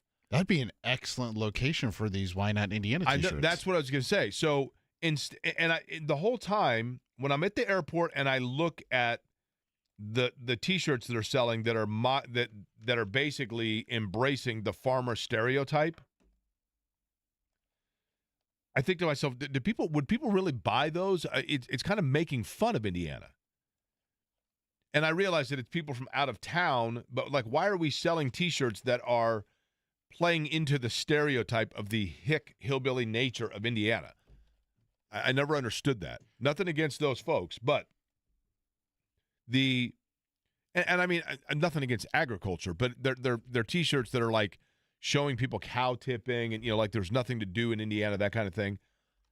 In the airport, do you think, and be honest, I don't know the answer to this. Do you think in the Indianapolis airport, or if in areas of visitation in Indianapolis, that people would buy a T-shirt that simply says, why not Indiana? Like, I have a T-shirt I bought that says, don't mess with Texas. I'm not from Texas. I just thought it was a cool slogan. Would people buy one that just says, why not Indiana? I'm sure they would. My question to you, Jake, is back when NBA All-Star Weekend was here for the Pacers and TNT was doing a show from outside of Gainbridge Fieldhouse, Ernie Johnson kept saying, why not Indiana, a couple times. So if that were to happen, do you get your lawyer involved and be like, hey, you need to find this guy for using why not Indiana? If it is determined that they are capitalizing monetarily off of the phrase, yes. I just didn't know how that because all the worked. phrase is now trademarked. So now everyone a part of the company needs to be on the lookout for this and let you know. The phrase is trademarked. The trademark that I purchased is a trademark for licensing of T-shirts, hats, bumper stickers, and sweatshirts, jackets. So merchandising and clothing, not necessarily over-the-air content. Got it. But I am curious. Would I really want to know? Would you buy a T-shirt or wear a T-shirt that simply says, even if it's not sports related, that simply says, why not Indiana? Because where do we live? If you want to tell people what a great state is, if someone said, like, what are underrated states? If you're watching Family Feud, name a state that's awesome that a lot of people wouldn't think of. Why not Indiana? I don't know. Maybe I'm completely out to lunch on it. We'll see, right? Guess what's getting ready to get underway? The good news for all of you is it means less talking and more whispering. You probably know what I'm talking about.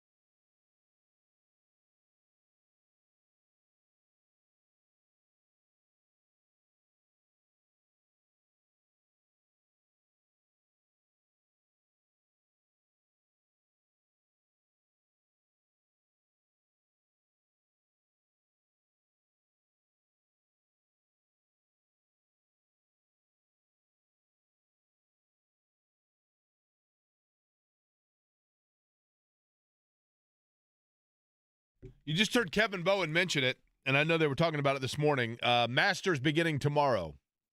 I haven't seen the forecast for Augusta. Have you? I think they're getting some rain today. And they got rain for. I know Bill Benner went down for one of the practice rounds. By the way, I meant to mention that one of the things that I got to do yesterday, which was very cool. Before the game yesterday, I failed to mention this. Before the game yesterday, Mark Robinson, who I had mentioned, is a volunteer for ICANN, the Indiana Canine Assistant Network. I believe I'm saying that correctly. But ICANN does an incredible job and a very long process of training service dogs. And the way they do it is they take, more often than not, and they do, I mean, dogs are bred almost specifically for this purpose. That came out the wrong way. I don't mean like in mass production. I mean they look at dogs that have a pedigree of service industry dogs within them, and this particular dog that Mark Robinson has is part lab and part retriever.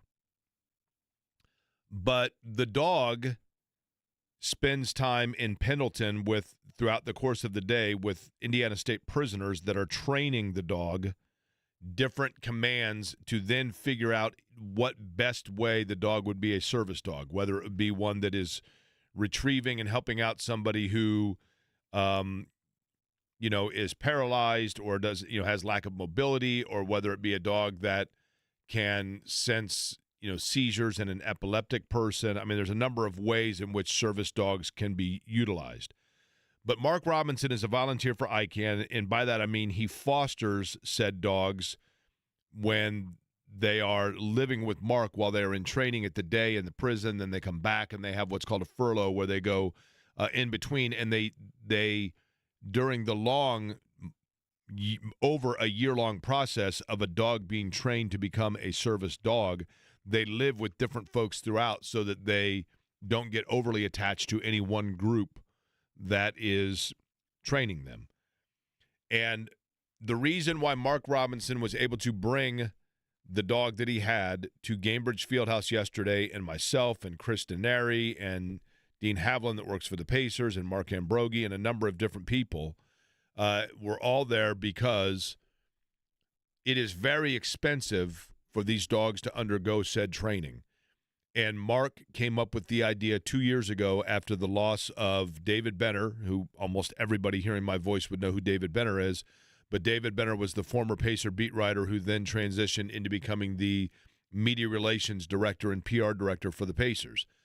And when David passed away after his battle with cancer, Mark came up with the idea of getting a number of colleagues and friends and supporters of David to carry on his legacy. David was a huge dog lover and also obviously somebody who helped other people.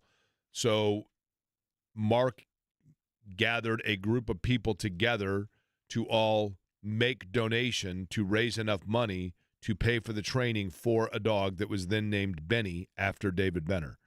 And so Benny was at the game yesterday, and we got a chance to meet Benny and see just a sweetheart of a dog, goes without saying. All dogs are.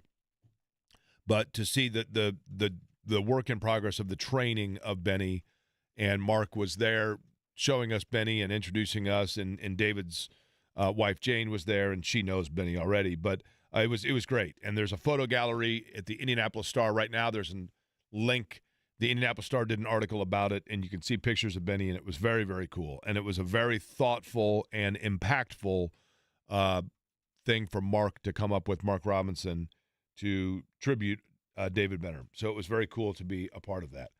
The Masters is getting underway now. Let me check the weather forecast, because Bill Benner, the reason I brought that up, Bill Benner had gone down for practice, one of the practice rounds for Augusta, and I believe the weather was not great. Now, as for what it's going to be, I mean, this is obviously, I think for a lot of people, and this is my question, the weather, by the way, tomorrow going to be sunny, high of 74, rain on Friday. Saturday, Sunday, and Monday, well, Monday's irrelevant, but Saturday and Sunday looks like it's going to be okay, high around 70.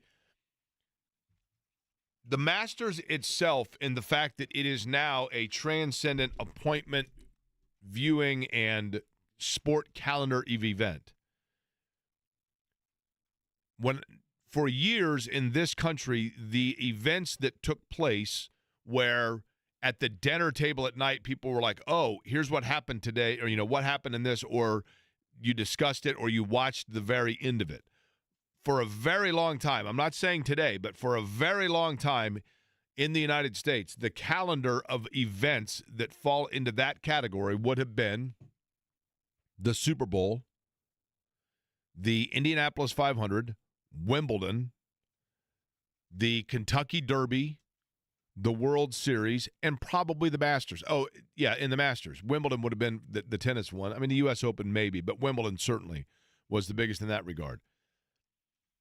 My question is for those that are, because it seems to me, and maybe I'm naive to this, I don't know, but it seems to me that it's been in the last, and there's a very obvious link and reasoning here, but it's been in the last 20 to 25 years where the Masters has really transcended itself now into discussion of people breaking it down as an event and handicapping it, and I know gambling's a big part of that. Clearly, Tiger Woods was the conduit here for Kevin, for example, or Jimmy. They love the Masters because they grew up watching Tiger Woods. There are those of us that remember golf before Tiger Woods. I don't mean that condescendingly, but to say, yes, we knew Greg Norman, and we knew, Jack Nicklaus, and we knew of those great, there were John Daly. There were great golfers before then, but I don't know. Clearly, Tiger Woods brought in an entirely different and younger demographic watching golf. I think before Tiger Woods, golf was a sport that was largely enjoyed and consumed by people who watched golf because they played it and they were fascinated by the skill set of the professionals. Tiger Woods changed it and shifted it to an event and a sport that people were watching it that weren't even necessarily fans of playing it. It became a spectator sport as opposed to a participation sport. But I'm curious, for people that have the Masters circled on their calendar, what percent of that is because it is the ultimate showcase of the sport they love to watch, and it's the most challenging event, versus what percent of that is it isn't even that they're a huge golf fan or a fan of the golfers, but it's the official kickoff of spring, that winter is over with, and the soft music, the aerial shots, Jim Nance, the flowers, all of it. How much of it is the ambiance and the overall accentuation of golf versus the golf itself? I think it's symbolic to a lot of people as much as it is actually, a major thing for them. Now, you watch how much of it, Eddie? If I'm being honest, probably just part of the Sunday. I think that's probably a lot of people, right? That once it comes down, because there's always somebody. And even still, that's hit or miss. There's always somebody after a couple of, midway through round two, that you're like, holy cow, Jake Knapp is leading. Jake Knapp is just simply the name of the guy on the radio that leads for me wanting to take the second part of that for 3 hours a day. And then you check on Sunday, and he's like in 43rd place. Correct. So I think there are a lot of people that check in starting on late Saturday to see what's going on. Then Sunday you watch it if there's a shootout towards the end, right? I think that's the same for most. But in terms of from the get-go, from the jump, Thursday, Friday, Saturday, Sunday attention, I think a lot of that, a big part of that is this is the first time. When I say the first time, I mean the first quarter century or the first generation of people that enjoy watching the Masters that themselves may not even necessarily be golfers. It's like the proverbial start of the summer. That's what I mean. It's, know? you know that you are out of the winter time and it's over with. I think it is the official sign that, yes, that spring is there. I mean, it's kind of hard to believe that, like, we haven't really even felt spring yet. I mean, we had kind of That's a fake what I was going spring. for. Spring, not summer. Yeah. Duh. But, I mean, in Indiana, like, we don't even have much of a spring. You know, anymore, spring and fall are like a week here. It's either blazing hot or freezing outside. How about Eric Van Rooyen? Who? He's going to be leading after here's your leaderboard. I'm going to predict it right now. Here's your leaderboard after Friday. Actually, after Thursday. This time by 28 hours from now, here's your leaderboard. Jake Knapp, Eric Van Rooyen. I'm probably saying that incorrectly. John Perry. And let me go with one more here. Just kind of a random dude I'll throw out. You ready? Alejandro Tosti. There's your leaderboard. No Santiago de la Fuente. Nah, well, here's the thing. Santiago de la Fuente, things went a little awry last year. Got off to a good start after like 6 holes, was killing it, right? Had a couple of bogeys, then a double bogey, and decided this year he's at the Golf Academy over off Riverside, and he's going to get back in form, and the next year, look out. You see, Jake, I thought they were just they wanted to make the Masters competitive this year, and they knew Santiago de la Fuente was just going to, jump out to like a blistering pace and just be able to coast. Santiago and Friday, Tiger Saturday, Woods, by and the way, Sunday. both at Perkins for the Masters. They're not even in Augusta. They're in the Valdosta Perkins, but that's okay. Chris Denary was there yesterday when we met Benny. He also happens to be our next guest.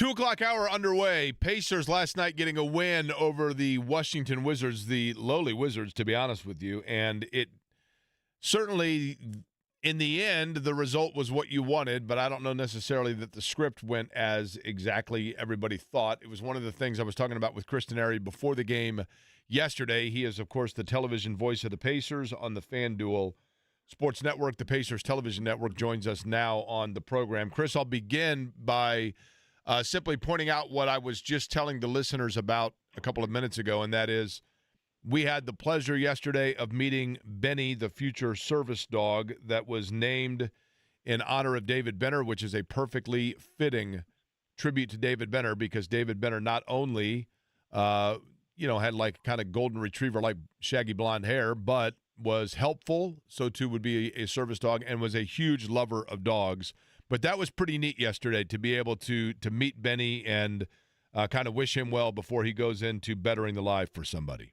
Yeah, no question. To meet Benny and, just to see all the people that helped make it all possible. And, it was just really cool. And it was good to talk to you and to see the Robinsons and, Mark and Suzanne who have taken Benny for the last 3 weeks. And he'll go back to continue his drills to be a service dog. But, yeah, it was really cool. And I know Benny had to be smiling at us from up above because you're right. We looked at the T-shirts they were wearing, and David Benner's golden hair, it looked a lot like Benny. So it was really cool. It did. And one of the things that we talked about, Chris, with the game itself was, and I get it, it's the NBA. I know that. But I think there was the back of mind hope and expectation because of the fact that Washington is a team that has struggled, that the Pacers would get an opportunity to get some rest for players a la Pascal Siakam. Then it turns out, man, they were very loaded in terms of the starting five's minutes yesterday.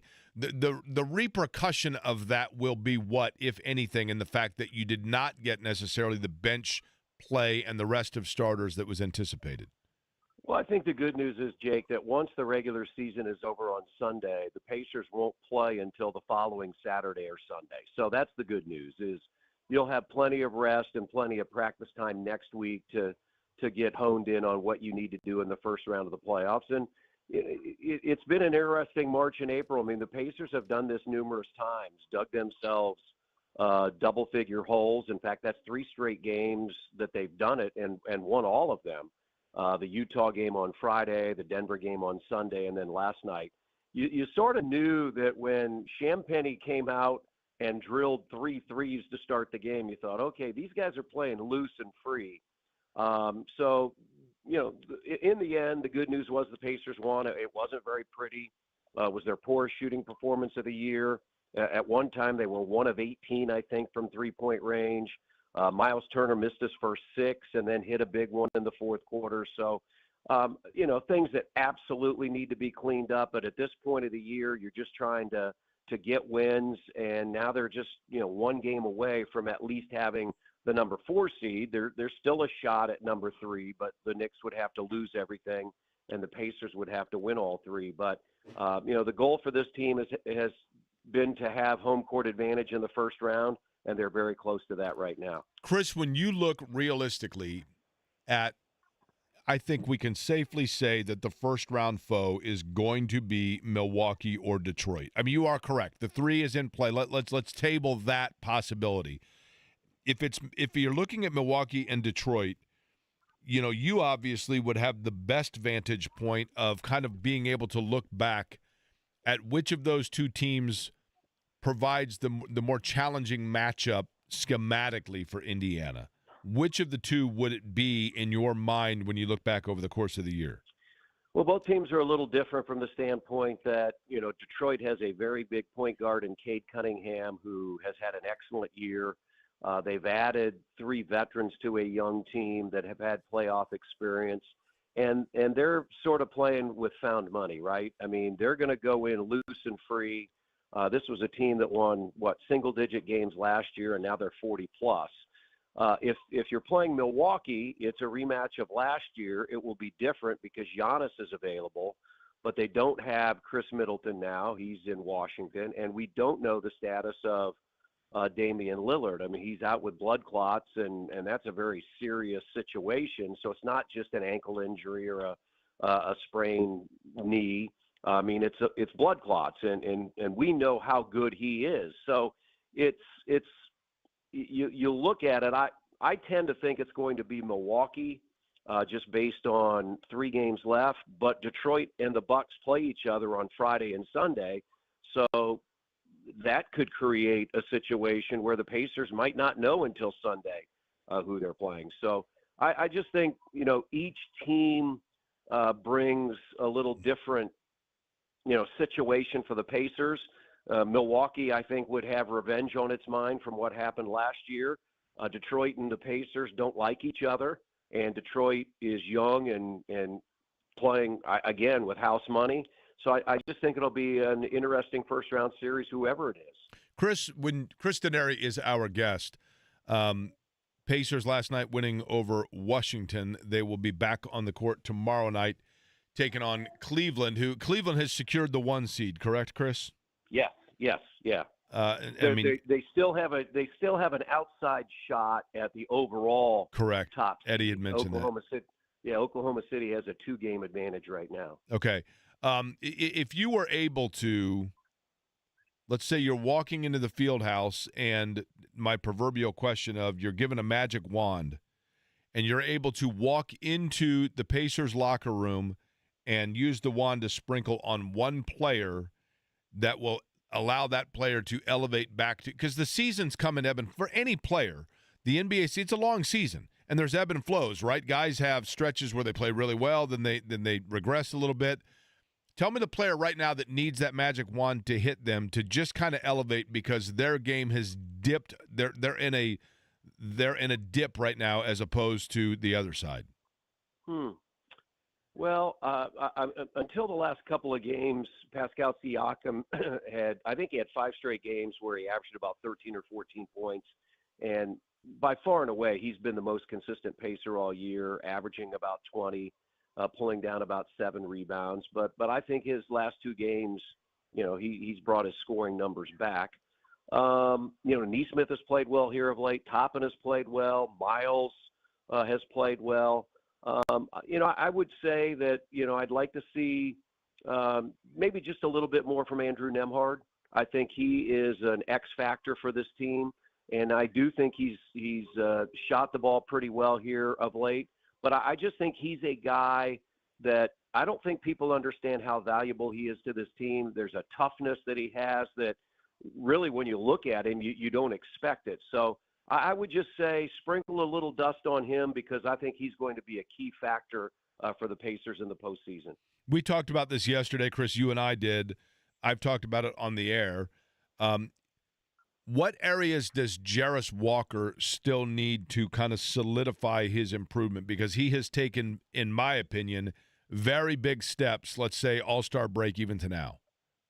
Yeah, I just think consistency. I mean, I think that's the big thing for anybody. I mean, he has proven over the last few weeks that just how good an outside shooter he is. You can count on him from that standpoint. I think he's a wonderful passer. Quinn Buckner has said he believes he's the second best passer on the team behind Halliburton, but sometimes he lets things get away from him. So I just think more consistency. I just think he's still very, very young and has a chance to be a really good player because he can do things at multiple levels. I remember there was a stretch of about 4 or 5 games earlier in the year where he averaged double figures, and I think he averaged a couple of steals per game. So I just think more consistency for somebody like him. But we have seen a lot of good things. We've seen a lot of growth from him this year. Do you think Rick Carlisle has, over the course of the year, Chris, with his coaching experience, does Rick Carlisle adjust himself over the course of the year? That came out the wrong way. But does he make adjustments to his coaching philosophy and approach over the course of the year, or is it pretty standard of this is what you are going to do and we are going to stick with exactly this? Well, I think great tribute to Rick that when he took the job and when they acquired Tyrese Halliburton, things changed. And that's a great tribute to Rick because he realized the type of player he had in Tyrese Halliburton, and he needed to adjust his thoughts and his offense to them. I think we were on the road last week, and he talked about offensive philosophy, and he said a lot of it changed when Tyrese Halliburton was acquired in the trade, is that this is a team that is a read and react team. He believes you empower the players, and he doesn't have to call as many plays or if plays at all. It's more of a read and react opportunity, the ball movement, those types of things. So I think you give a lot of credit to Rick. I think he's a Hall of Fame coach to make that adjustment that deep into his coaching career. So I think if you do that, you also have the ability to make adjustments as the season goes on. And part of that comes in rotation. And we'll also see how those rotations adapt in the playoffs, because this team has shown it'll play 10 or 11 players, but you don't necessarily have to do that in the postseason because you're never going to play a back-to-back.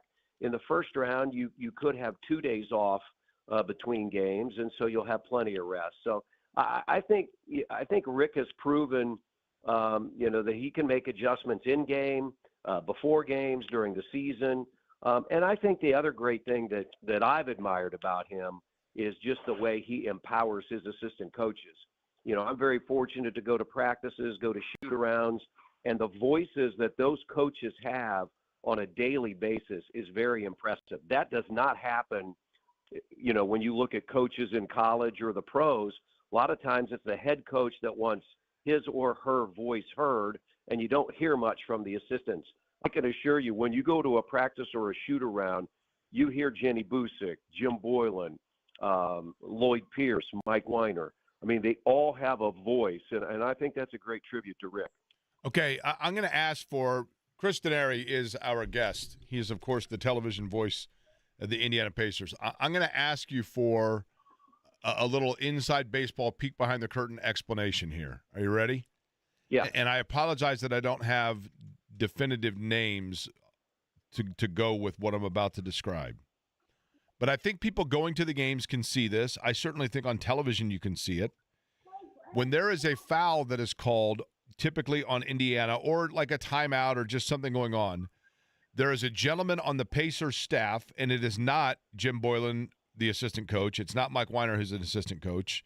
It's not Lloyd Pierce, who is the lead assistant coach. I believe it's a member of the training staff that always walks up and says something to Rick Carlisle and gives him a bit of information, and then very methodically turns around and walks back and sits down. I hope you know who I'm talking about or what I'm talking about, but what exactly is going on there? I do. It's Josh Corbeil, the head athletic trainer, and it's his responsibility to keep track of fouls and those types of things. So absolutely, he is the first one up, and he is quickly over to Rick and let him know that Miles Turner has 2 fouls, or this guy has 2 fouls, or those types of things. So absolutely, Josh is very active. He's probably up and out of that seat, 50, 60 times per game in giving that information to Rick. And that is actually the reason I pointed out.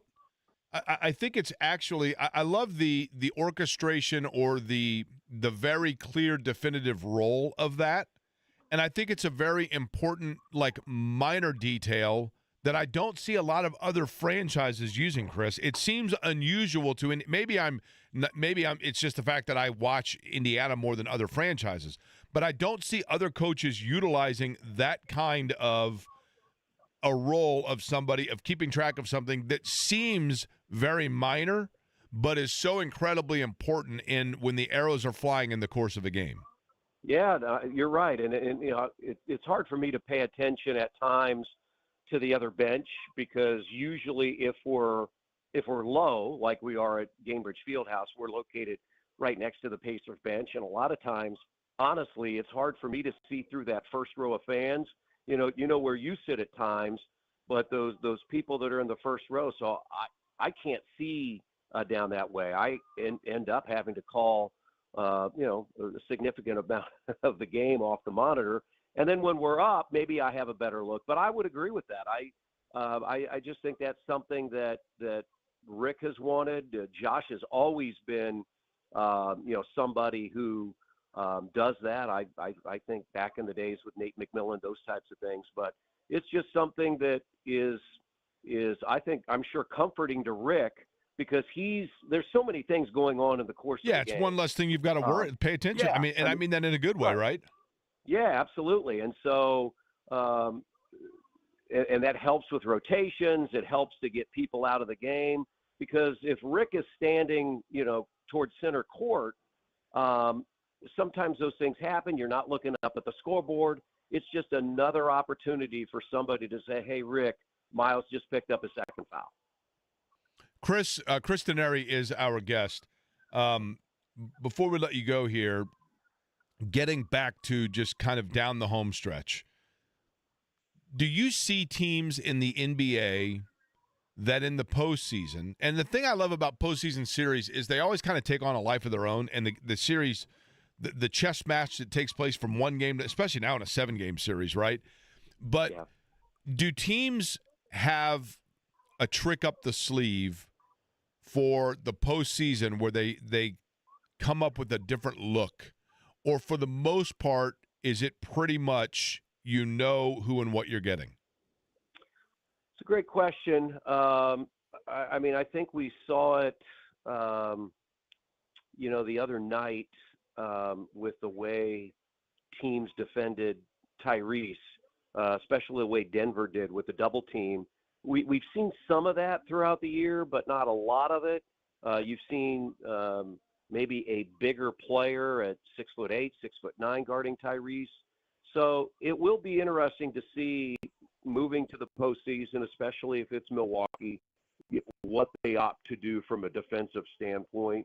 So I do think there are some things that, teams have maybe in their hip pocket, but it's been a long season, 82 games, and I'm not sure what you can hold out and wait from October to April to use. But I'm sure there are some nuances. We're seeing more and more teams play some type of a zone defense. The Pacers have been very successful this year with their depth in picking up full court.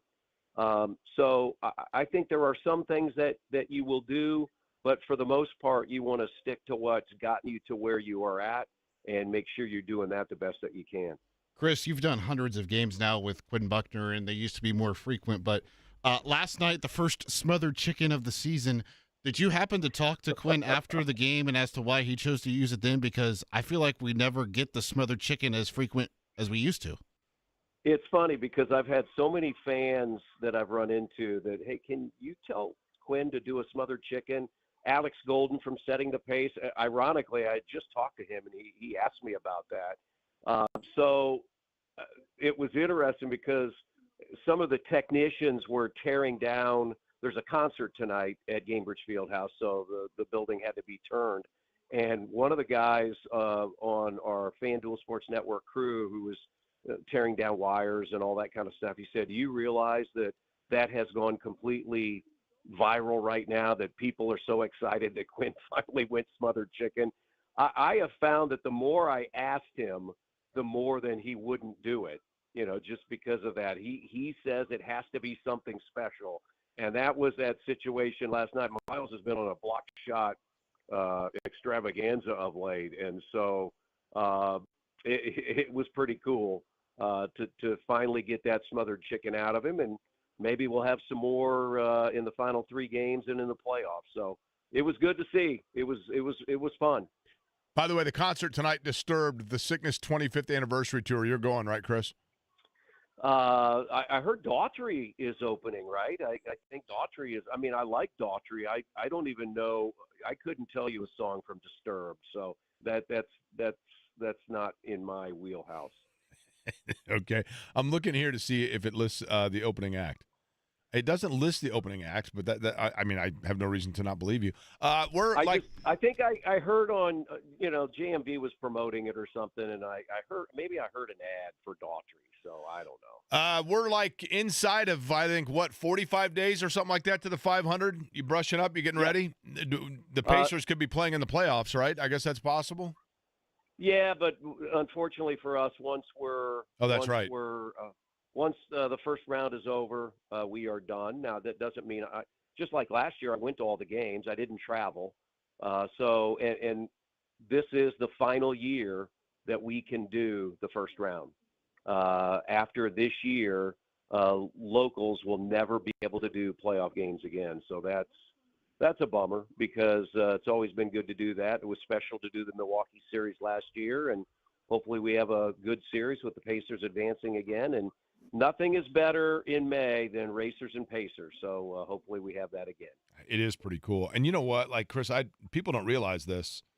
Of all of us that are doing the 500 broadcast, you are the one that is the most exposed to the elements in turn 4. Yeah. So, like, if the weather, you've got a great location if the weather's good. If the weather's not good, you've got the worst spot, right?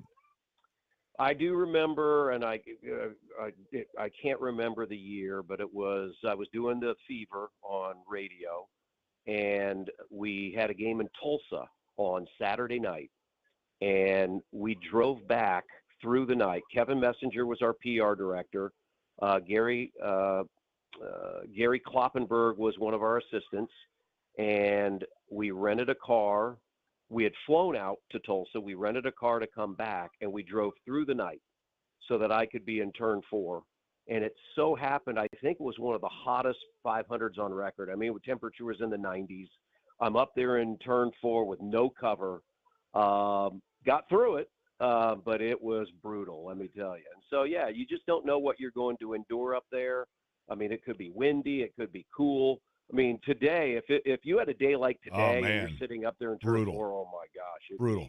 Now, you also have, you know, the most fun tradition of being a turn announcer for the Indy 500 radio is if there's a caution flag and there is time for us to dislodge and run our way down to the restroom. You don't want to be that guy, but I don't know about in your section, Chris, but in turn 3, the folks are great because it's the same people every year. You kind of get to know them, right?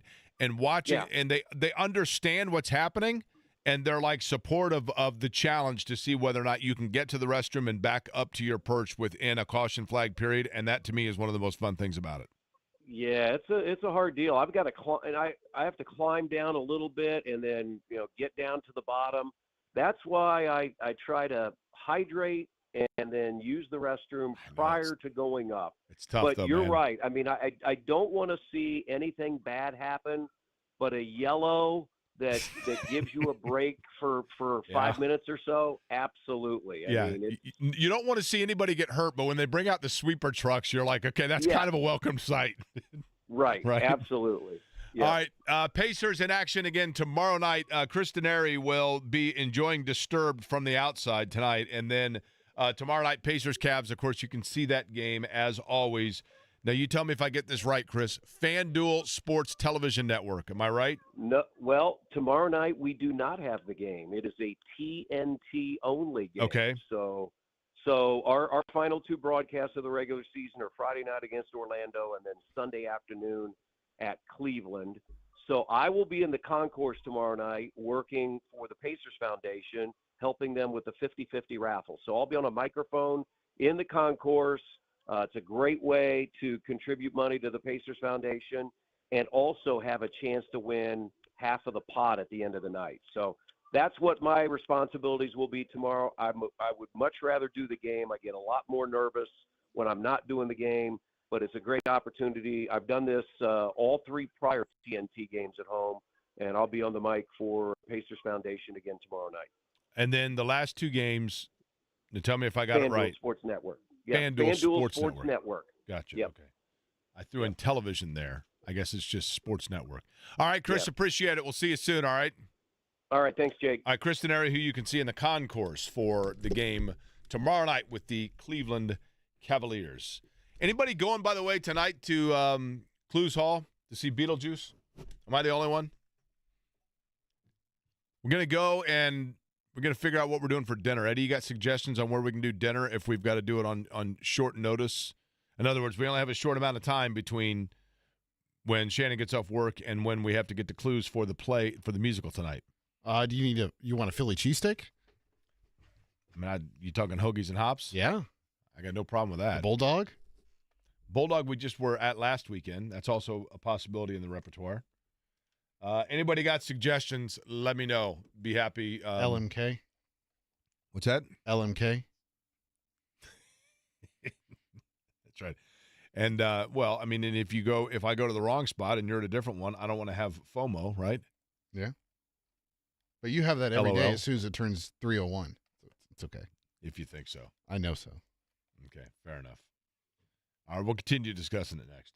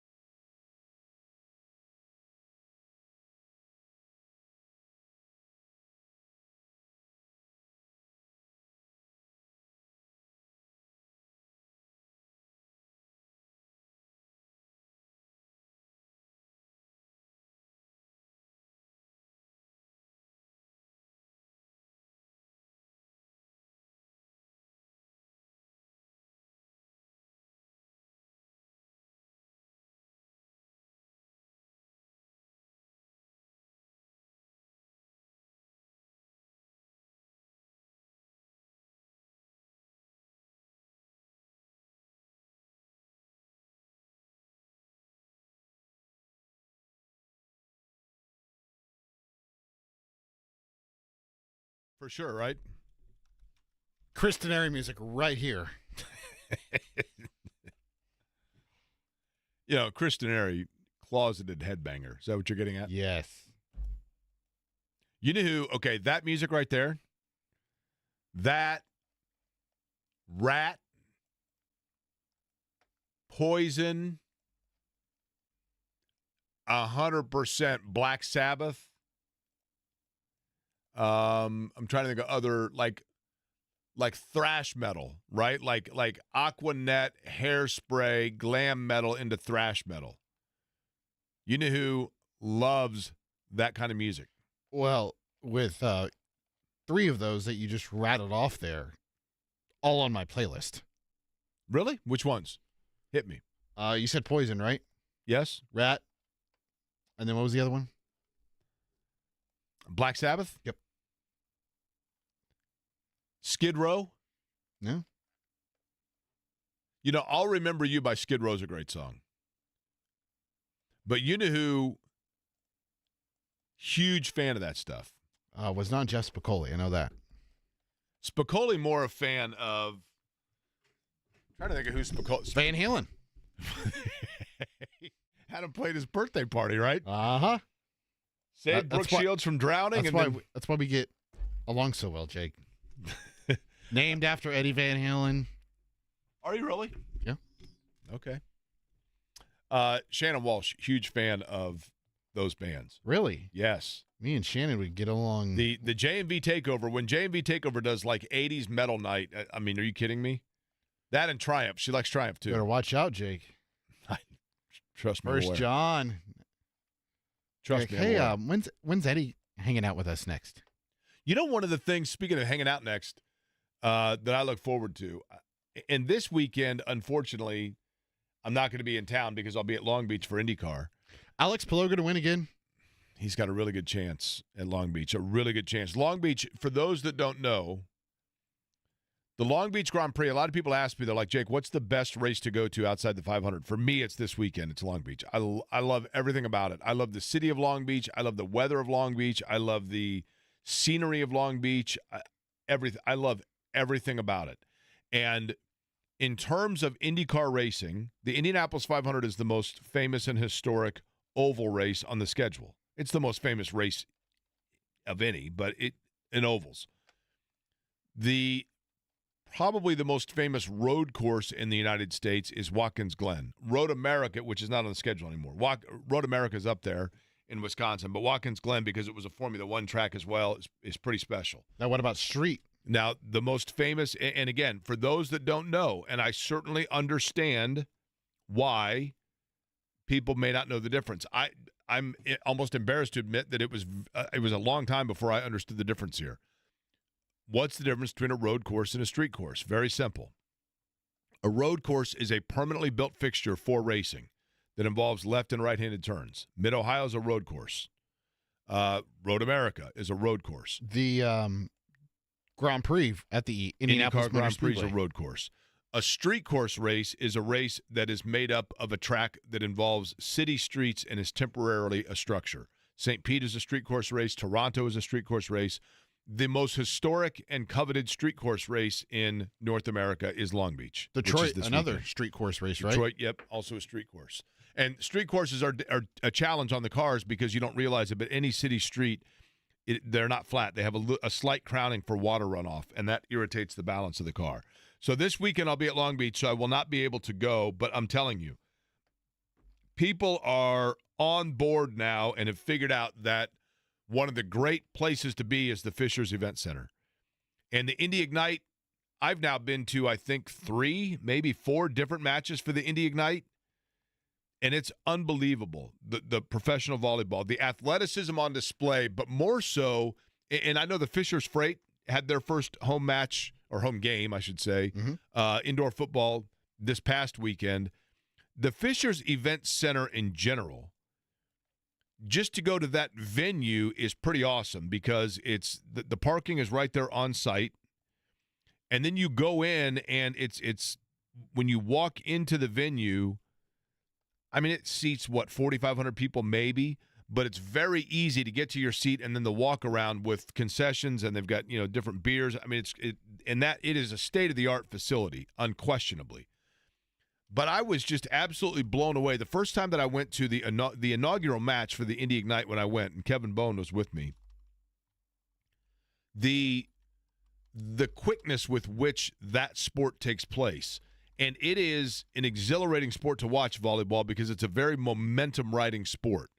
And the matches are not They don't take a long time. I mean, it's pretty quick, but the action is literally nonstop. Even when there's down action, they immediately are fired up with something in the crowd to keep you entertained. And I would presume, even though I wasn't there for the first game, that the Fishers freight is the same. But the Indy Ignite are home this weekend on Saturday, taking on Grand Rapids, and then Thursday again, so a week from tomorrow, they're going to be home again against Vegas. And I'm telling you, if you've not been out, going to the venue itself is worth it, but the Ignite, I can't explain it. I mean, you don't realize until you watch it up close the hand-eye coordination that goes into that. The NBA is very similar in terms of the speed of hand-eye coordination.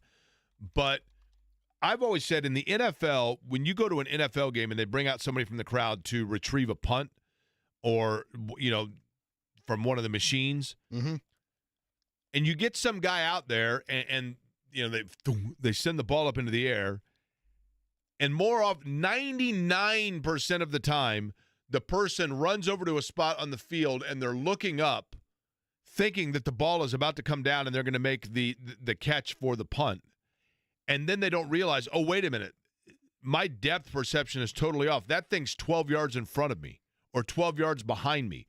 And then they end up having to run furiously to where they think the ball is going to land. More often than not, it's a face plant. I mean, it gives you an idea.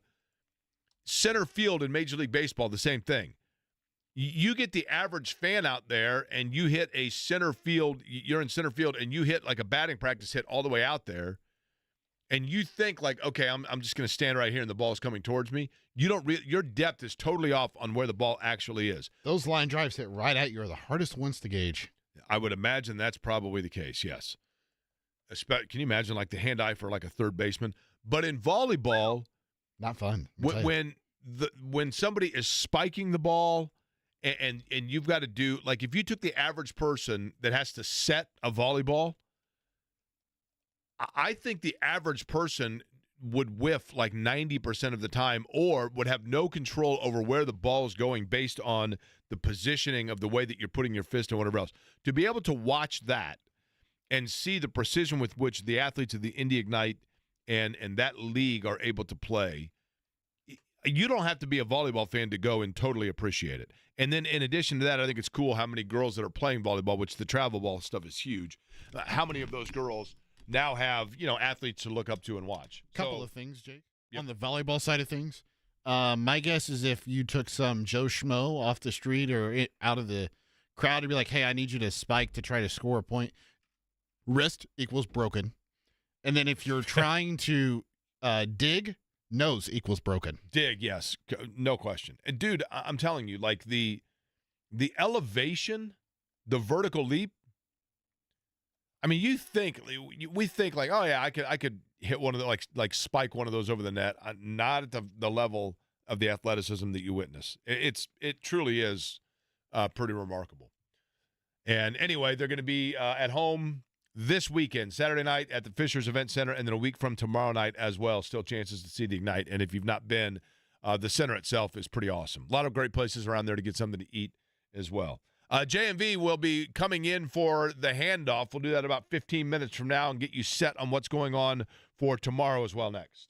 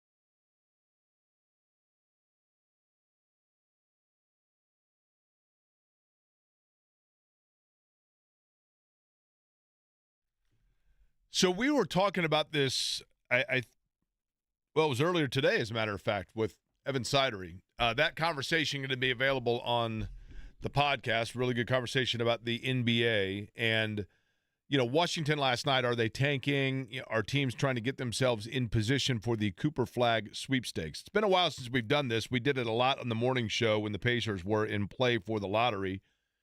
They are not in play as of right now for the lottery. I say that unless they obviously make a trade to acquire someone's pick. But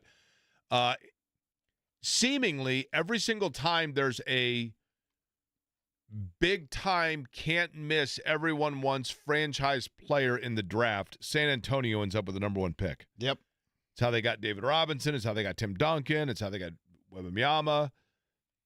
But I'm going to do you happen to have the NBA draft? I have in front of me the NBA draft sim lottery, and I'm going to go ahead and rotate it through and bounce the ping pong balls, and then I'll tell you who ends up with the number one pick for Cooper Flag, and this allows me to do my David Stern voice as well. So here we go.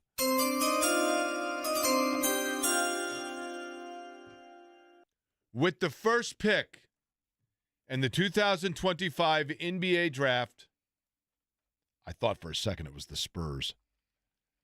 The Utah Jazz select Cooper Flag from Duke University. The Washington Wizards are on the clock, in which they have the Wizards taking Dylan Harper and Ace Bailey going third. How about Rutgers, by the way, having the second and third pick in the draft? And we're just kind of there in the Big Ten. I'm going to do one more just for the fun of it. Because it seemingly the teams with the two best odds are, the Jazz and the Hornets, or is it Jazz, Hornets, Wizards? My guess is Jazz, Wizards. Yeah, probably the Hornets. Okay. I'd have to look. I'm going to do one more, Brooklyn? and then I'll let you know. I'd have to look. I'll let you know who and where they have the Pacers going as well. Here we go. With the first pick in the 2025 NBA draft, the Charlotte Hornets select Cooper Flag from Duke University. Now, with the 25th pick in the 2025 NBA draft, the Indiana Pacers select Yaxel Lindenborg from the University of Alabama, Birmingham. 6'9" power forward. Now, later, they have in the 54th pick, the Pacers taking a 7'1" center out of Stanford. Is there anything better than mock drafts? They're the best. But it doesn't have – it's interesting because obviously I guess just because he has not declared, but they don't have Braden Smith listed as a potential draft pick. But I think – they have other players that have not yet announced their candidacy that are underclassmen. Braden Smith, I'm told right now, from people that I trust. Ooh. That's right. That Braden Smith would be somewhere between 25 and 40 right now in the draft. And I think with another year, look, he's going to make good money this coming year, presumably at Purdue. And then why not stay in and then come out a year later, and he's going to have a chance to make, obviously, good money at Purdue. And then I don't think there's, barring injury, I don't think there's anything that happens, but he cements himself in that first-round category. Why not stay in the state of Indiana for one more year, Jake? Why not Indiana? Thank you, Eddie. Trademarks in, right? Why not Indiana? What colors should I – I'm thinking navy with the yellow and white, and again, the what's the word I'm looking for? The font or the script text of the 94 FloJo jerseys. And simply say, why not Indiana? Right? That'd be nice.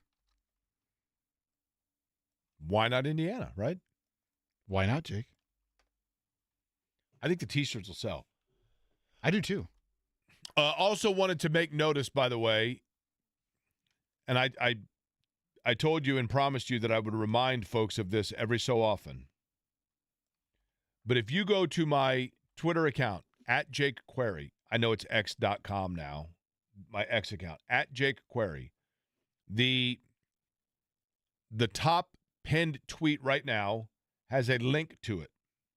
April is Child Abuse Prevention and Sexual Assault Awareness Month. And the tremendous folks at Firefly, an unbelievable organization that assists in a number of different ways and has for 174 years in central Indiana. But they rely and work in great part due to the donations and the generosity of the people of Indianapolis. And they had a pledge from a very kind donor that over the course of the month of April would match every dollar that they raise up to $10,000. So a chance for them to make $20,000. And we're trying to raise as much money for that as possible. And I will tell the story again of one time when I was touring through Firefly, which offers temporary housing for children that have been removed from dangerous situations, either in the middle of the night or in the interim between foster care, etc. Kids that are unfortunately being removed from really bad situations. And one of the reasons why I have a great passion about helping out Firefly, formerly known as the Children's Bureau, is not only because I met a little girl that was staying there many, many years ago, and I just remember the look on her face of one of you could tell, appreciation, but also necessity for help. But when I toured through one day, they took me on through a tour of the residential area of Firefly, and it was during the day, and there were no children there because they were all at school. Because one of the things that they do is when a child or children are taken out or removed from a home in, say, the middle of the night because of a domestic violence situation or some sort of instability and uncertainty, they provide housing for them, but then they facilitate for that child to continue going to their regular school so that friends, peers, colleagues, don't see the interruption that's taking place in their life. So I'm walking through, and they took me into one of the kids' bedrooms, and each room is set up for and designed for a kid to feel as at home as possible. So they have stuffed animals and teddy bears and things like that.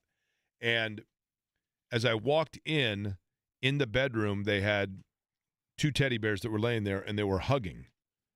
And I kind of commented on it, and they said, yeah, actually, that child said that he wanted to come back to seeing the 2 teddy bears hugging because he wanted to come back to a place where people loved one another. And that I'll never forget that. And I mean, it kind of punched at me, obviously. And I knew then that anytime that Firefly, formerly known as the Children's Bureau, had a situation where they were in need of help or wanted to raise awareness, that I wanted to be able to do so. So I have the link up right now on my Twitter account.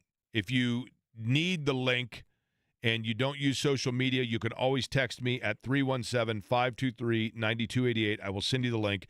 Literally, if you want to make a $1 donation, a $5 donation, every single dollar helps, and we're doing as much as we can. I want to thank sincerely Bruce Kidd, who is a friend of this station and the people that do radio shows here, because he not only made a kind donation himself, but has pledged for his friends and colleagues to do the same. But I would love if you are able to do exactly that. Eddie, your night tonight consists of what? I'm going to watch the Reds sweep the New York Giants here in less than a half hour. Let's go. The New York Giants. What am I doing? Well, oh, my gosh. I mean, at one time it was, right? I couldn't say situated today on the podcast with Kevin when we recorded an episode of Colts Corner this morning and came out in a different way, and that's not good. I'm just all over the place today. I can't say rural. Rural. Rural? Like if I did traffic like Bear, if something happened at Keystone and Rural, I'd be screwed. Okay, I that all the can't time. say the building inside the Indianapolis Motor Speedway that was just renovated. The Children's Museum. I say, I know it's museum, right? How about precipitation? Apparently I say museum. Precipitation? I mix up precipitation with parcipitation. Okay, here's one With that precipitation. Here's one that I've always had a hard time with. Let me draw for you something, John, and you tell me what it is. You ready? You're not drawing a wiener over there, are you? Oh, an asterisk. Say it Yes, again. Asterisk. Asterisk. It's an asterisk, Yeah. right? Isn't it? Asterisk? See, I grew up Asterisk. calling it an asterisk, and then I It's an did too. asterisk. I've always said asterisk. then what's that? buttholes like would I, say, "No, that's not I right." believe it's an asterisk. Is it not? Yes. An asterisk? Yeah. Yeah. So, What's on the hey, big show today, Did you go to John? the game last night? I Man, did not go to the game last night. they jacked around there for a little bit, didn't they? They messed They around. couldn't and hit they didn't anything. get a triple-double, right? That looked like Eddie Garrison Decatur Central basketball era right there last You're not night. kidding. Huh? You're not kidding. DC, man. Had to repaint the rims after last night, too. They probably, I guess the Wizards decided that they didn't really want to win. That's So what are exactly right. What are we doing here? That's what Evan was saying earlier, is they want to stay in the Cooper Flag sweepstakes. Yeah. I'm like, look, San Antonio is going to get the first pick anyway. Yeah, right? yeah, they will. You know, it's funny. Eddie did mention this. The Pacers may play down to their competition, but they normally do. I guess Oklahoma City is not a great example of it. Play up to the competition. So Oklahoma City has lost one game to an Eastern Conference team. that's all crazy. season. It was Cleveland. That's pretty amazing. Yeah, it is. They are crazy deep. We used to make fun of Sam Presti a lot for No kidding. all of his Tanking. the tanking and then what they call it, Draft the capital. draft picks, yeah. capital. That's what Kevin Bowen talks about all the time, and I call him a nerd. Oh God, nerds! I want the draft capital. Easy. Plenty of draft capital talk coming out. That's what Yes. DC stands for, right? Last night, Washington was putting the DC in draft capital. John's going to talk about exactly that We're ready, and buddy. more upcoming. We will be back with you at noon tomorrow, and we thank you for listening to Query & Company.